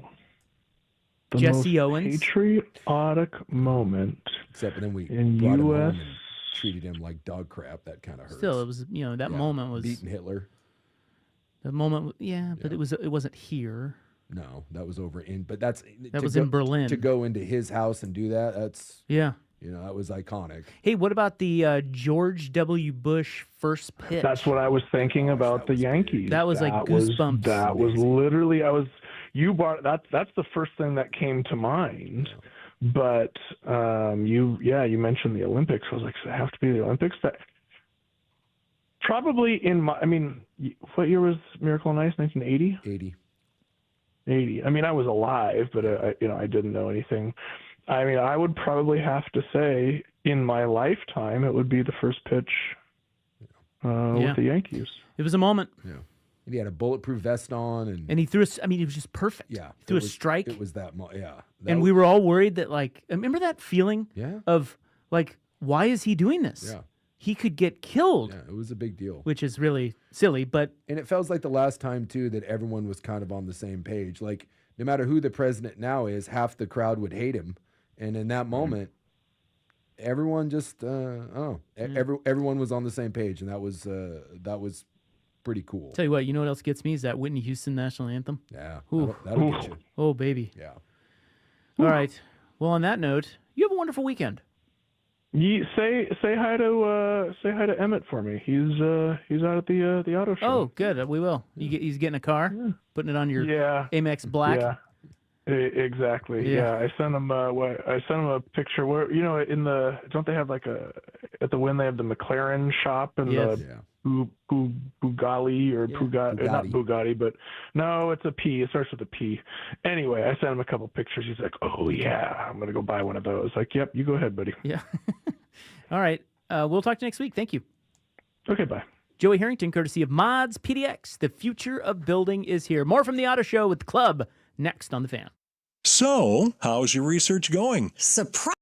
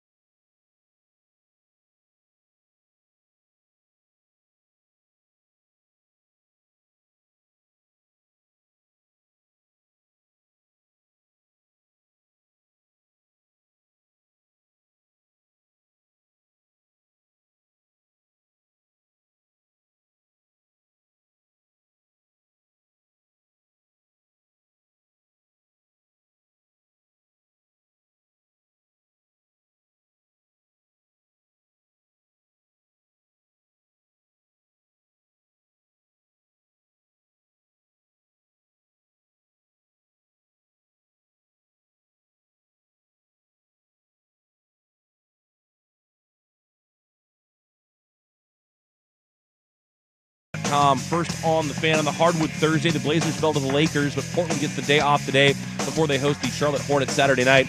Oregon men's hoops back in action Saturday as well. It's a 9 a.m. tip-off in Madison, Wisconsin against the 11th-ranked Badgers. It'll be a nationally televised game over on Fox. You listen to the action right here on the Fan with coverage starting at 8:30. In the NFL, former Chargers head coach Brandon Staley will be hired in New Orleans to run the Saints defense under new head coach Kellen Moore. The Jacksonville Jaguars have tabbed former Rams personnel exec James Gladstone as their new general manager. And the NFL is investigating the claims against Ravens kicker Justin Tucker, who is alleged to have harassed 16 different massage therapists. More sports scores and stories in 30 minutes. I'm Ryan Buckley, the 1080 The Fan Sports Desk. Listen live or on demand on the Odyssey app, the Fan's desktop player, or tell your smart speaker to play 1080 The Fan. Jump back to earlier parts of your favorite fan shows on the Odyssey app. The only way to rewind Portland's sports leader, 1080 The Fan. The following show may contain adult themes not suitable for children. Shut the hell up. Club 1080 with Isaac and Souk. It does go well with a chicken. I didn't know hanging out with you was making me smarter. Full disclosure, Morty, it's not. Temporary superintelligence is just a side effect of the mega seeds dissolving in your rectal cavity. Oh, man. Yeah. And once those seeds wear off, you're going to lose most of your motor skills, and you're also going to lose a significant amount of brain functionality for 72 hours, Morty. Starting right about now. Club 1080 with Isaac and Souk is brought to you by Pub Beer, the official beer of cheap fun. I would have slept with George Bush at that moment. I would have power bottomed the hell out of it. Oh my God, it's corn! He poops corn! I know that I'll probably have to join a white supremacist gang. Let's talk about just ramming it in. Yeah. No, I'm not going to give you no cookie. Because this is what I was thinking about while I was holding my pecker. He is just the definition of... America, yeah! I got something's on. Another jelly bean in my dome. Bodies fall out of hearses. Well, I had to squirt. What are you going to do? Pee on me? Like, I don't know. Oh. This is embarrassing. Yeah, it's keeping it classy there. Way to go, Buckley. Well, we've got a a member of the community, an upstanding member. You're probably on like 8 boards. Yeah. And you put the headset on. You got to hear that garbage. Gosh. It's hard to follow that. I'm so sorry. I know. Well, we're back here at the for the last time. Oregon at the Oregon International Auto and Motorcycle Show. We have Greg Remensberger. Yep. Who is the executive director? He joins us every year. Now, again, the last time he will be joining us. Nice to see you for the final time. I think that's a reason to have you back. That was awesome. Where else do you get that? Yeah, that's a good point. Nowhere. You can't get quality content like that. Oh, no. Oh, yes. Yeah, my gosh, you added motorcycles this year. Yeah. We always had a small section that was motorcycles, and we kept getting more and more requests. Can you expand the center? Can you expand it? Well, we are now filling the entire convention center. So up in the Portland Ballroom, which is the second floor of the south end of the building, we've got motorcycles, ATVs, side-by-sides. It's a because that used to be the exotics up there, right? Or yeah. Is that still? We have that on the ballroom up on the north end is where we've got all the luxury loft cars in there. McLarens and whatnot and all that. You know, it's funny. The McLaren dealer is the closest one is up in Seattle, and every time they came down, they sold at least one. Yeah. Their high water mark was they sold 4 at a show. I mean, you sell 4 McLarens in a show. I think that pretty much covers your tab. Really? Right. And last year and this year said, yeah, no, we just can't make it down. It's tough to staff. It's tough to transport the cars. And they would bring down Rolls Royce and Bentley as well too. And we're like, dudes, come on. Yeah. This is part of their market because there aren't dealers for any of those brands here. Yeah. So, yeah. But, Well, we talk every year about technology. Yeah. That's the big thing. We had a great conversation off the air. We sure did, yeah. Greg's been sitting here for like half an hour. Yeah. But am I in the minority that I'm just an old that... You are, by the way. There's such thing as too much technology in my car? It is something that is, I think the younger you are, the more you're engaged with the technology. There are... certain cars that they get a lot of flack for. I bought it. I love it. I love to drive it, but I can't figure out how to make everything work. That's what I mean. Unless you've got somebody from the age of about 18 or younger, they can't figure it out on their own. So I will say I bought an EV last year, and I won't say what car it was, but I test drove most of the EVs that were out there, and there was a luxury brand that I felt I've never been more embarrassed. The sales lady was was a very attractive young lady, and I could not operate anything in the car. It was so overwhelming. It was just the most ill-designed. Was that because of the technology or the pretty young lady sitting next to you in the car? It just got worse and worse. Like everything. Why would the rear view mirror? And the rear view mirror was adjusted with a touchscreen. I was like, what's wrong with just reaching up and but when you went to do it, like it was very rigid. She was like, no, don't do it that way. You can break it here, and she was showing me on the touchscreen. I was like, "What? No, just yeah." I couldn't do it. I've never felt older in my life. Well, what are those technologies? Like some of the new, like the really newest and latest and greatest. For those that do like that, what is showing up? The BMWs we were talking about before have got things where you don't even need to touch anything anymore. You can do it all with hand gestures. So it's got a screen that goes practically from the steering wheel all the way across the passenger side. It's like a cockpit. You want to turn the radio up or turn it down, you just signal it with your finger in a rotation of up or down, and it does it. And be careful making some weird hand gestures, though. That's right. You get someone gets mad at you, and you make a gesture, and next thing you know, something bad's happening. All of a sudden, you can't hear anything because the radio's blasted. Well, like the Ford Blue Cruise stuff is really cool. I mean, some of the self-driving stuff that's out there, it's no longer just like the Tesla or the Waymos. Yeah. I mean, some of that stuff is What crazy. is that? What's the Blue Cruise? So that's hands-free driving. I've got a Mach-E that has Blue Cruise on it, and I drove home from Seattle. You get on the freeway, which is, I-5 is one of the designated Blue Cruise highways. I drove all the way from Seattle down to Portland without hands on the wheel at all. Yeah.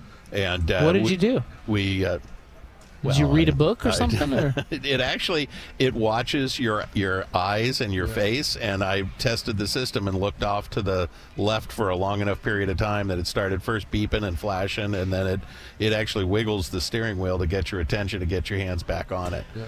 When I went through Olympia, which gets a little bit tight on corners at high speeds, it wiggled it and told me to put my hands back on the wheel for that section. But the minute I got through that, it signals you that it's okay and you can let go. I mean, it was driving my wife crazy because I'm sitting here with my hands on my lap and she's sitting here going, "Would you put your hands back That's on hard the wheel, to get please?" used to. And I'm like, "This is too cool. I want to." But you're still driving. I mean, you have to pay. It's not like you're just sleeping or whatever. It's just your hands are free. It makes you be alert. Yeah, it makes you. It's kind of weird because your car gets angry at you. Like it shakes your. Some of them, they shake your seat. Yep. Your seat buzzes, and then there's like a red light on the dash, and it flashes at you and makes noises. It just says, "Hey, dumbass!" Like knock it out. It's watching. So the self-driving technology, good. That's good enough to trust. I mean, there's probably a lot of people like, I don't trust that yet. You'd be surprised how much of it is already built into a lot of cars right now, but it's toned down because, number one, the regulators haven't allowed it to be on the road. And it's one thing for Waymo and some of the other self-driving cars to be in test mode, and they're watching it. I mean, the ones that were in San Francisco that were the Chevy cars, and it didn't have anything to do with the brand of the car, but it was the technology that was doing the self-driving, they got their license pulled and they can't operate those. The Jaguar ones that are Waymo, they are still running down there. But it was the NHTSA is watching what we're doing, how the industry is evolving, and trying to determine what's going to be safe for the average, typical day on the road. Where it becomes an issue is, you're driving down a one-lane road, one lane each way, and you've got somebody's car is broken down in the road, and you're not in control of the car anymore. You come up behind it. We as drivers would look around it, and when it was safe to pass, you could pass off the side of it. Now it doesn't have the technology to look and do that at a level that they feel comfortable with. And the other part is if you've got, whatever the blockage is in the road, and one of them is a person and another one is something else, how does the technology determine what is the one, if you can't stop, what is the one they're going to hit? Right. You hit the deer, or do you hit the kid? Wow. Well, so like you have the cyber cab that supposedly is coming soon, and dude, that's a trip because I've done the Waymo, which, by the way, be careful if you've had an interesting night out. Careful the Waymo. There's no way to tell Waymo to pull over, and it's a little. It can be nerve-wracking. So I'm sorry. What is Waymo? It's Waymo the is Jaguar like safe driving Uber. So it's or self-driving Uber. Self-driving. So okay, it can pick you up and drop you off at your destination. Yeah, it pulls up to get you, and there's no one in there, but it has a wheel. Yeah. The Cybercab over here, that's the weirdest thing. There is no steering wheel. There is no pedal. There is no nothing. It is sitting on like a couch with nothing in front of you. Yeah. That would be. I'm not sure if I'm ready to do that. Yeah. Knowing that there's no gas, no brake, no wheel. At least with Waymo, you can look at it and be like, well, if I had to take it if over, I could.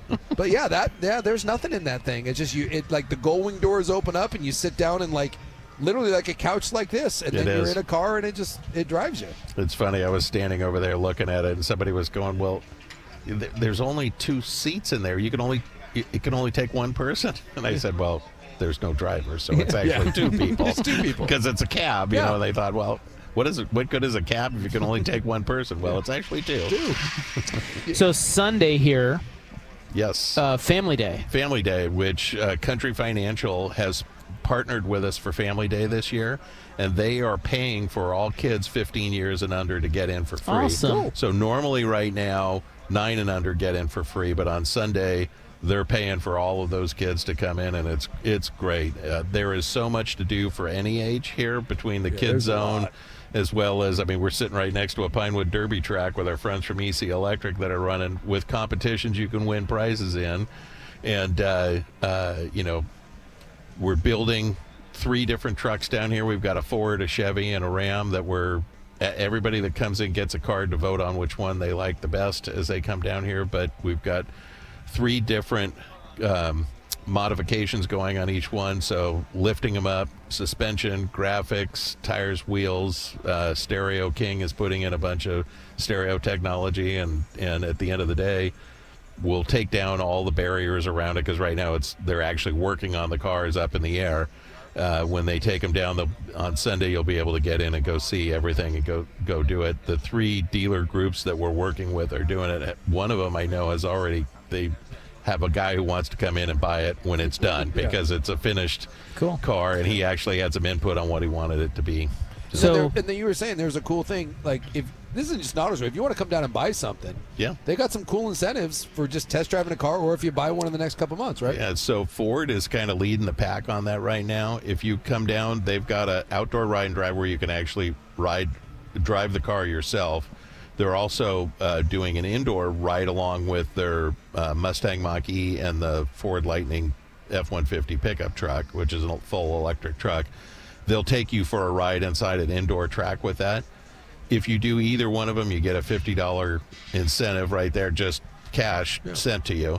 And then they're offering, if you buy a Ford product within 2 months after being here, you get $1,500 off. So there's a real incentive to come down, look, see, talk to the product specialists and find out all the things you want to do without the pressure to buy or anything like that. But there's an incentive that if you like what you see. Yeah, if you want to shop around, you can literally look at any car you want. That's what I like. That's what Yeah. I think is cool. It's like, I got to go to this dealership and I got to go to this dealership.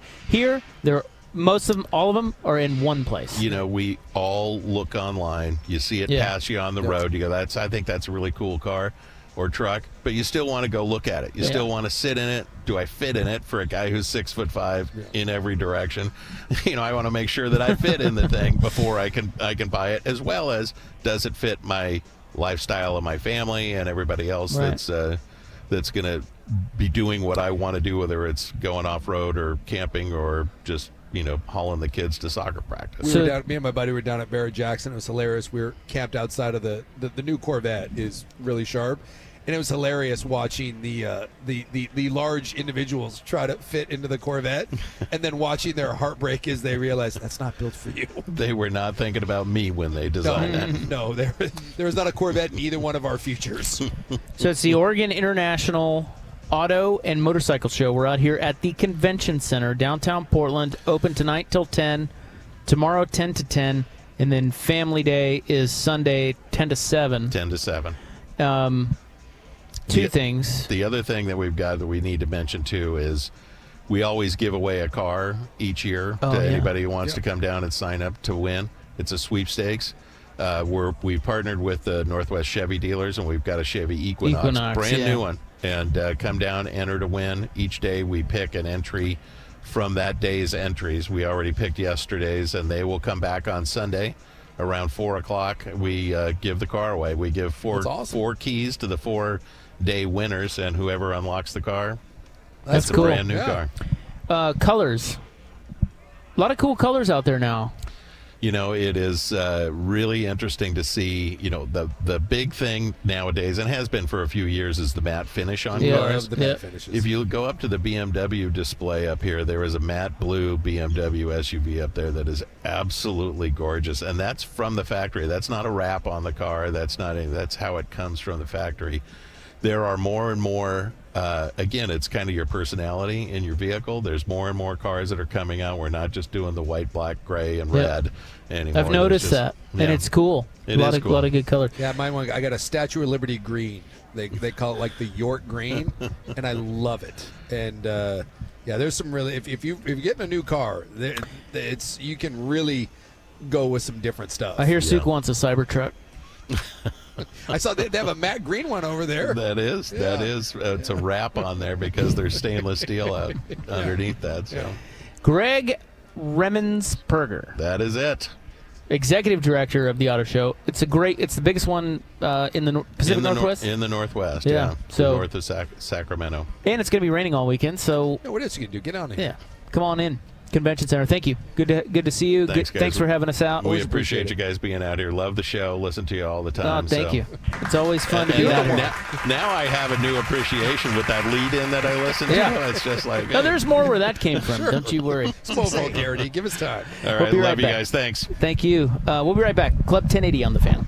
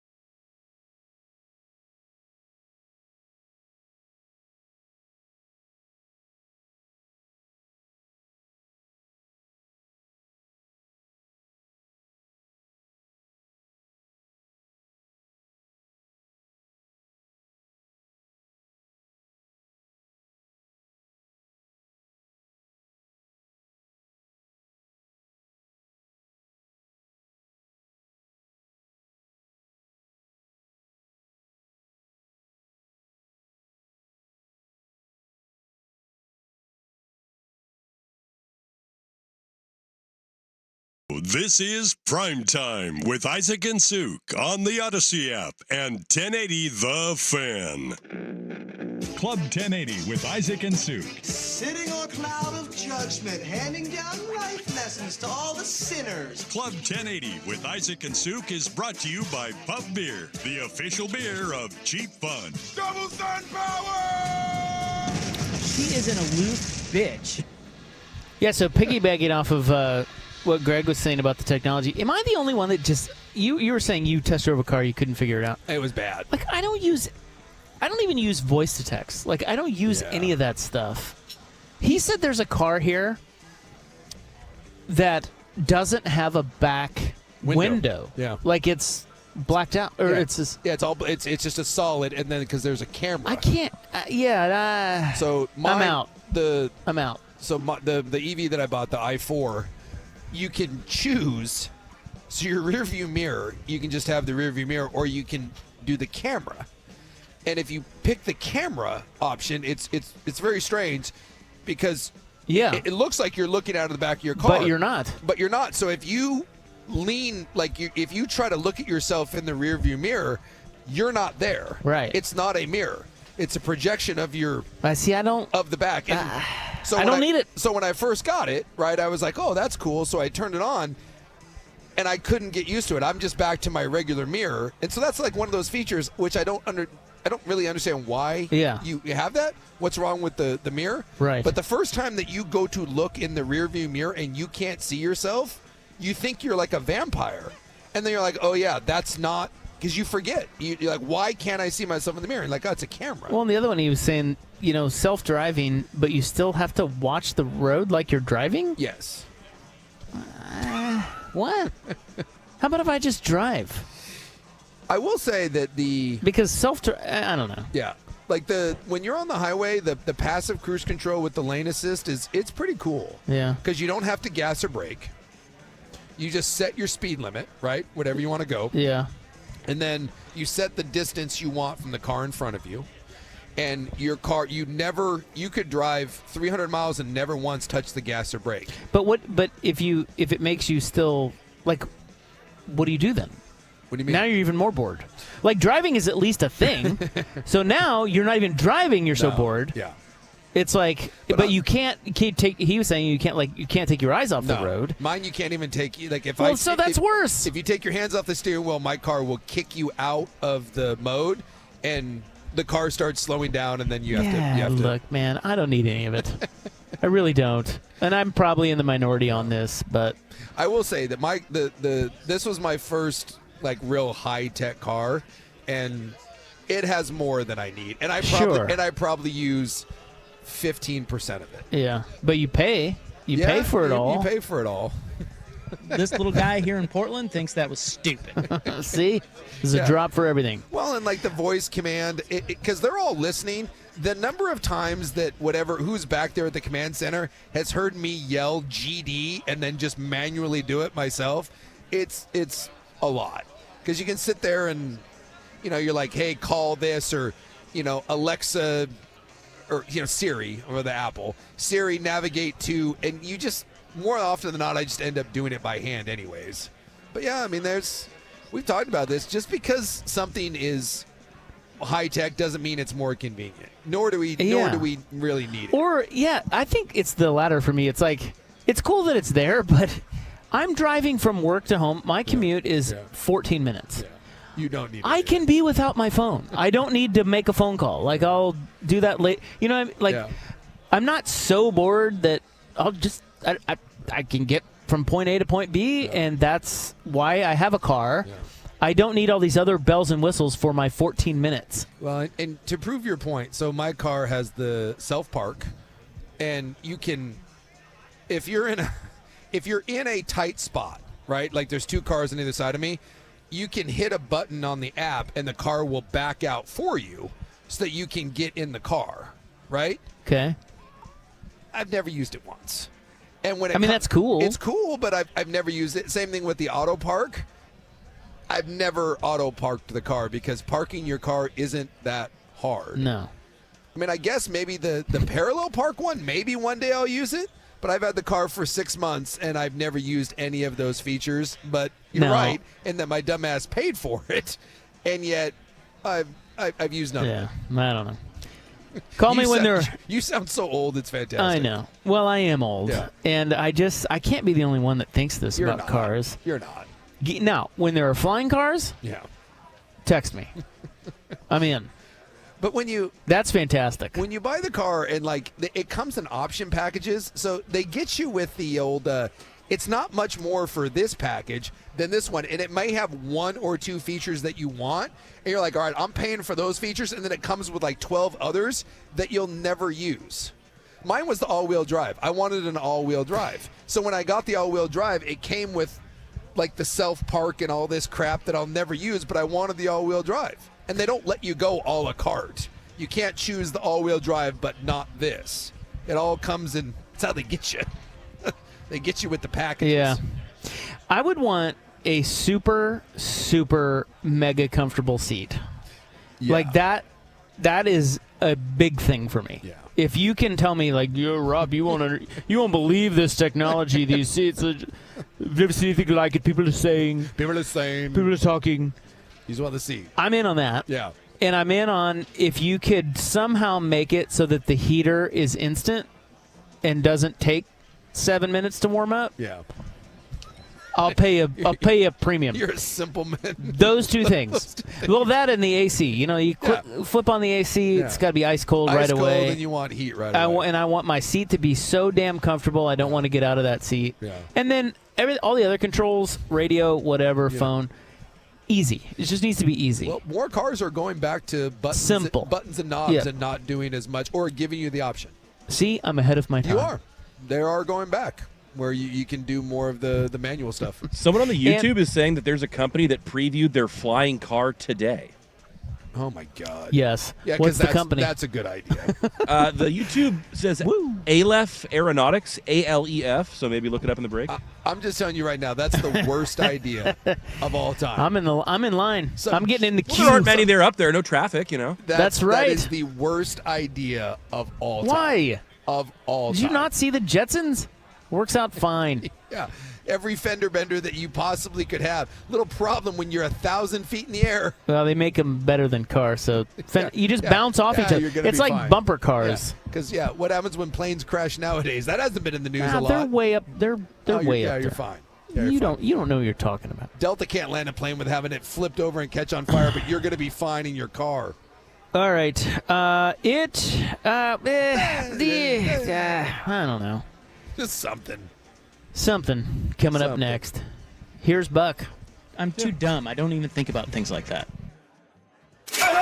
Now, from the Fan Sports Desk, a Sports Center update on 1080 The Fan. Brought to you by 808 Hawaiian Restaurant. Mixed plates like Grandma used to make if your grandma were from the Big Island. Woodstock, Burnside, Beaverton, or online, ate-oh-ate.com. First on the Fan. On the hardwood Thursday, the Blazers fell to the Lakers 110-102. Portland gets the day off today before they host the Charlotte Hornets on Saturday.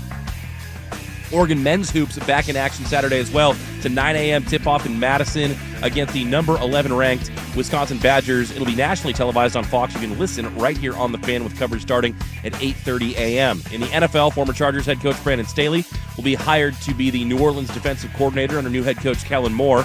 Jacksonville Jaguars finally hire a GM as they tab former Rams personnel executive James Gladstone to fill that role. And the NFL is now investigating the claims against Ravens kicker Justin Tucker, who is alleged to have harassed 16 different massage therapists. More sports scores and stories in 30 minutes. I'm Ryan Buckley at the 1080 The Fan Sports Desk. Listen live or on demand on the Odyssey app, the Fan's desktop player, or tell your smart speaker to play 1080 The Fan. The Fan is live on YouTube and Twitch. And now, Window Nation brings you on-demand videos. Watch Window Nation's window into 1080 The Fan. We love things that are of no cost to you. Yes. Right? So we tell you about Windows. You can save 60% on Windows. Well, how about the advocates who are personal injury attorneys and friends of ours? How about them who will not cost you a dime? Well, here's what's going to happen. I mean, come on. If someone's not going to listen to you about quality windows and they're going to buy cheap windows, and then what's going to happen is they're sitting there and then the first time the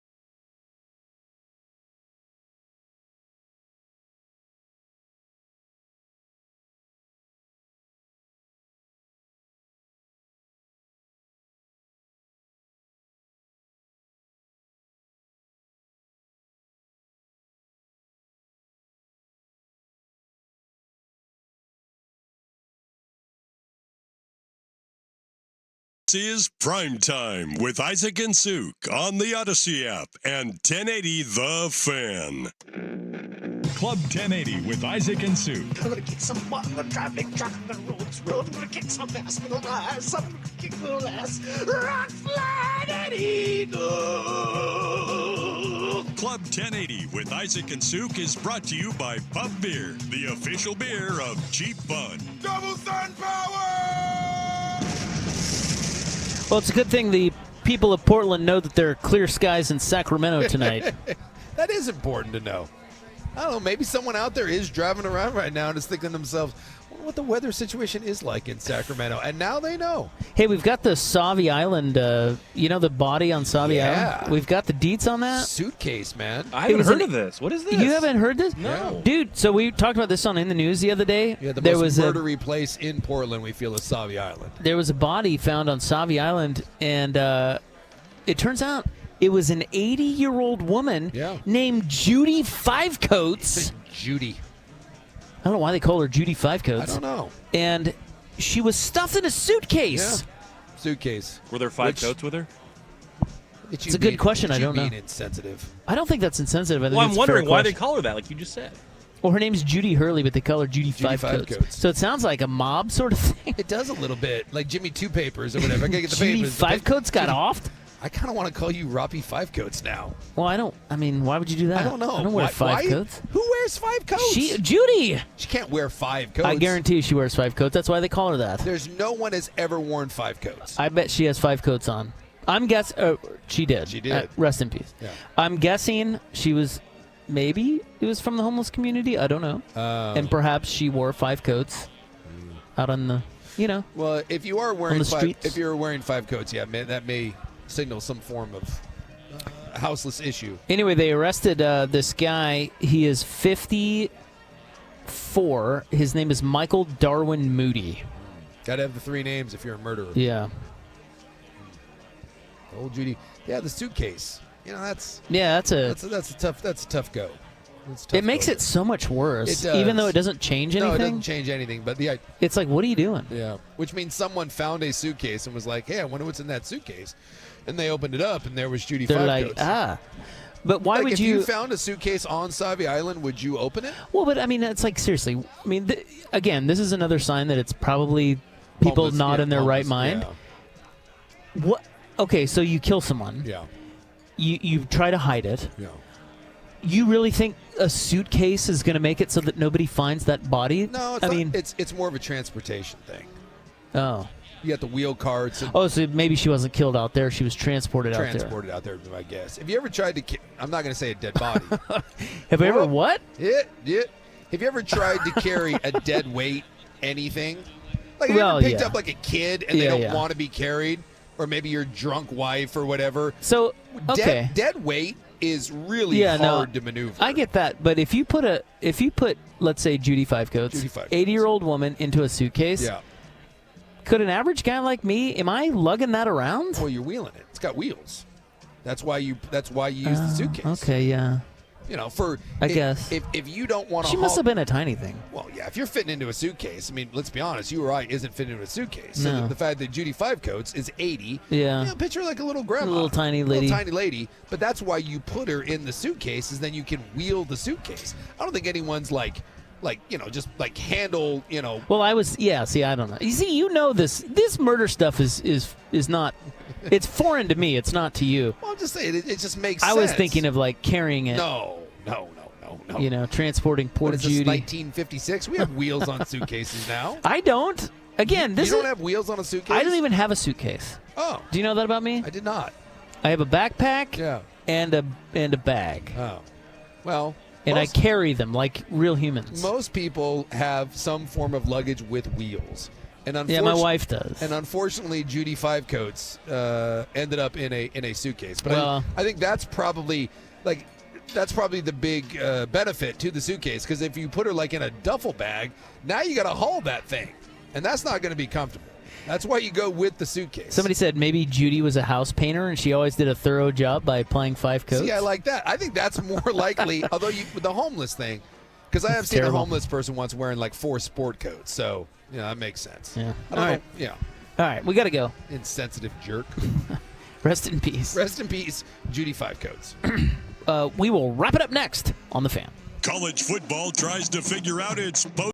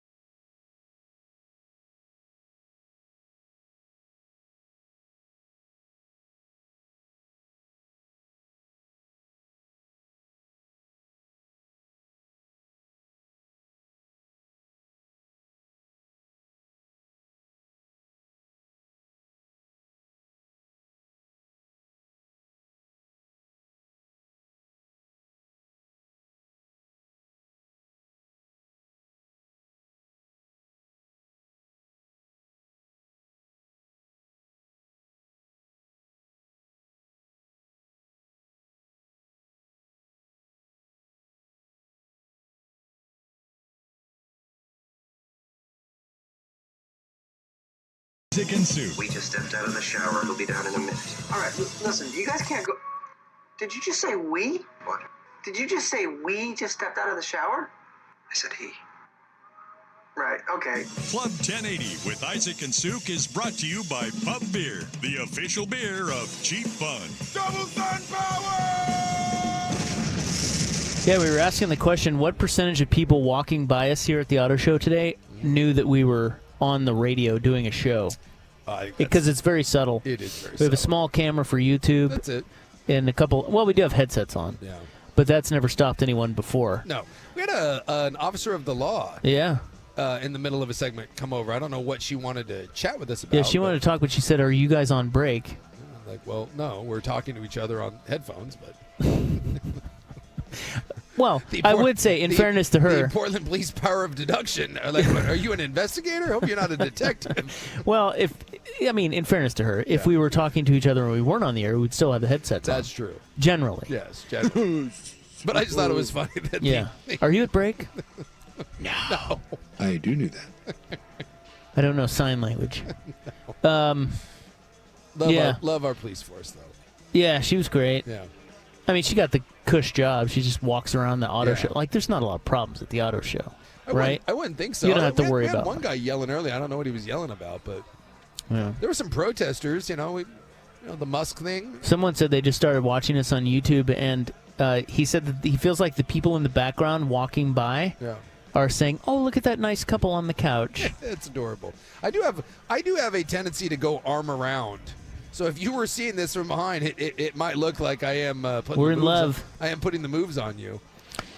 Well, this couch, you should show the YouTube people this couch. It reclines. Look. Look at that. Look at that you technology. complained about it. Well, it's like, who cares? Like, who needs this? I need it. But we look now. I can if it's like this, I can't really appropriately put my arm up on this couch. But now, look. I have two different heights. Isn't that great? Now, you're going to pay an extra $500 for this couch because of that? It's possible. I just feel like it doesn't matter what it is. Yeah. Autos. This is true in golf. Golf this is technology. 100% true in golf technology. I feel like they invent new things that you most certainly don't need and are sort of useless. Yes. But because they're new and they market them, people will buy them. Think about drivers. Dude, yeah. There is and there's some new technology, not but really. Dude, not every year. Not every year. There is hard data that tells you can look at your driver and see that it provides no real performance over the one that just came out, and yet you'll spend $700 because it's the twist face. because it's Hey, new. Buckley just bought a new set of irons, and he said he went and hit his 7-iron. He hits his 7-iron. I think he said, "What'd you say, Buck?" Like 135. 135. Okay. So then he tries 5 sets, and they're all kind of in that same range. Yeah. Then he gets the Mizunos, and he hits the 7-iron 165 yards. Close. Yeah, everything was like 145 with new equipment. My stuff's old, and then they put one club in my hand, the Cobras, and 165. Cobras, yeah. Cobras. I was going to say, How about that? I was going to welcome him to the Mizuno family.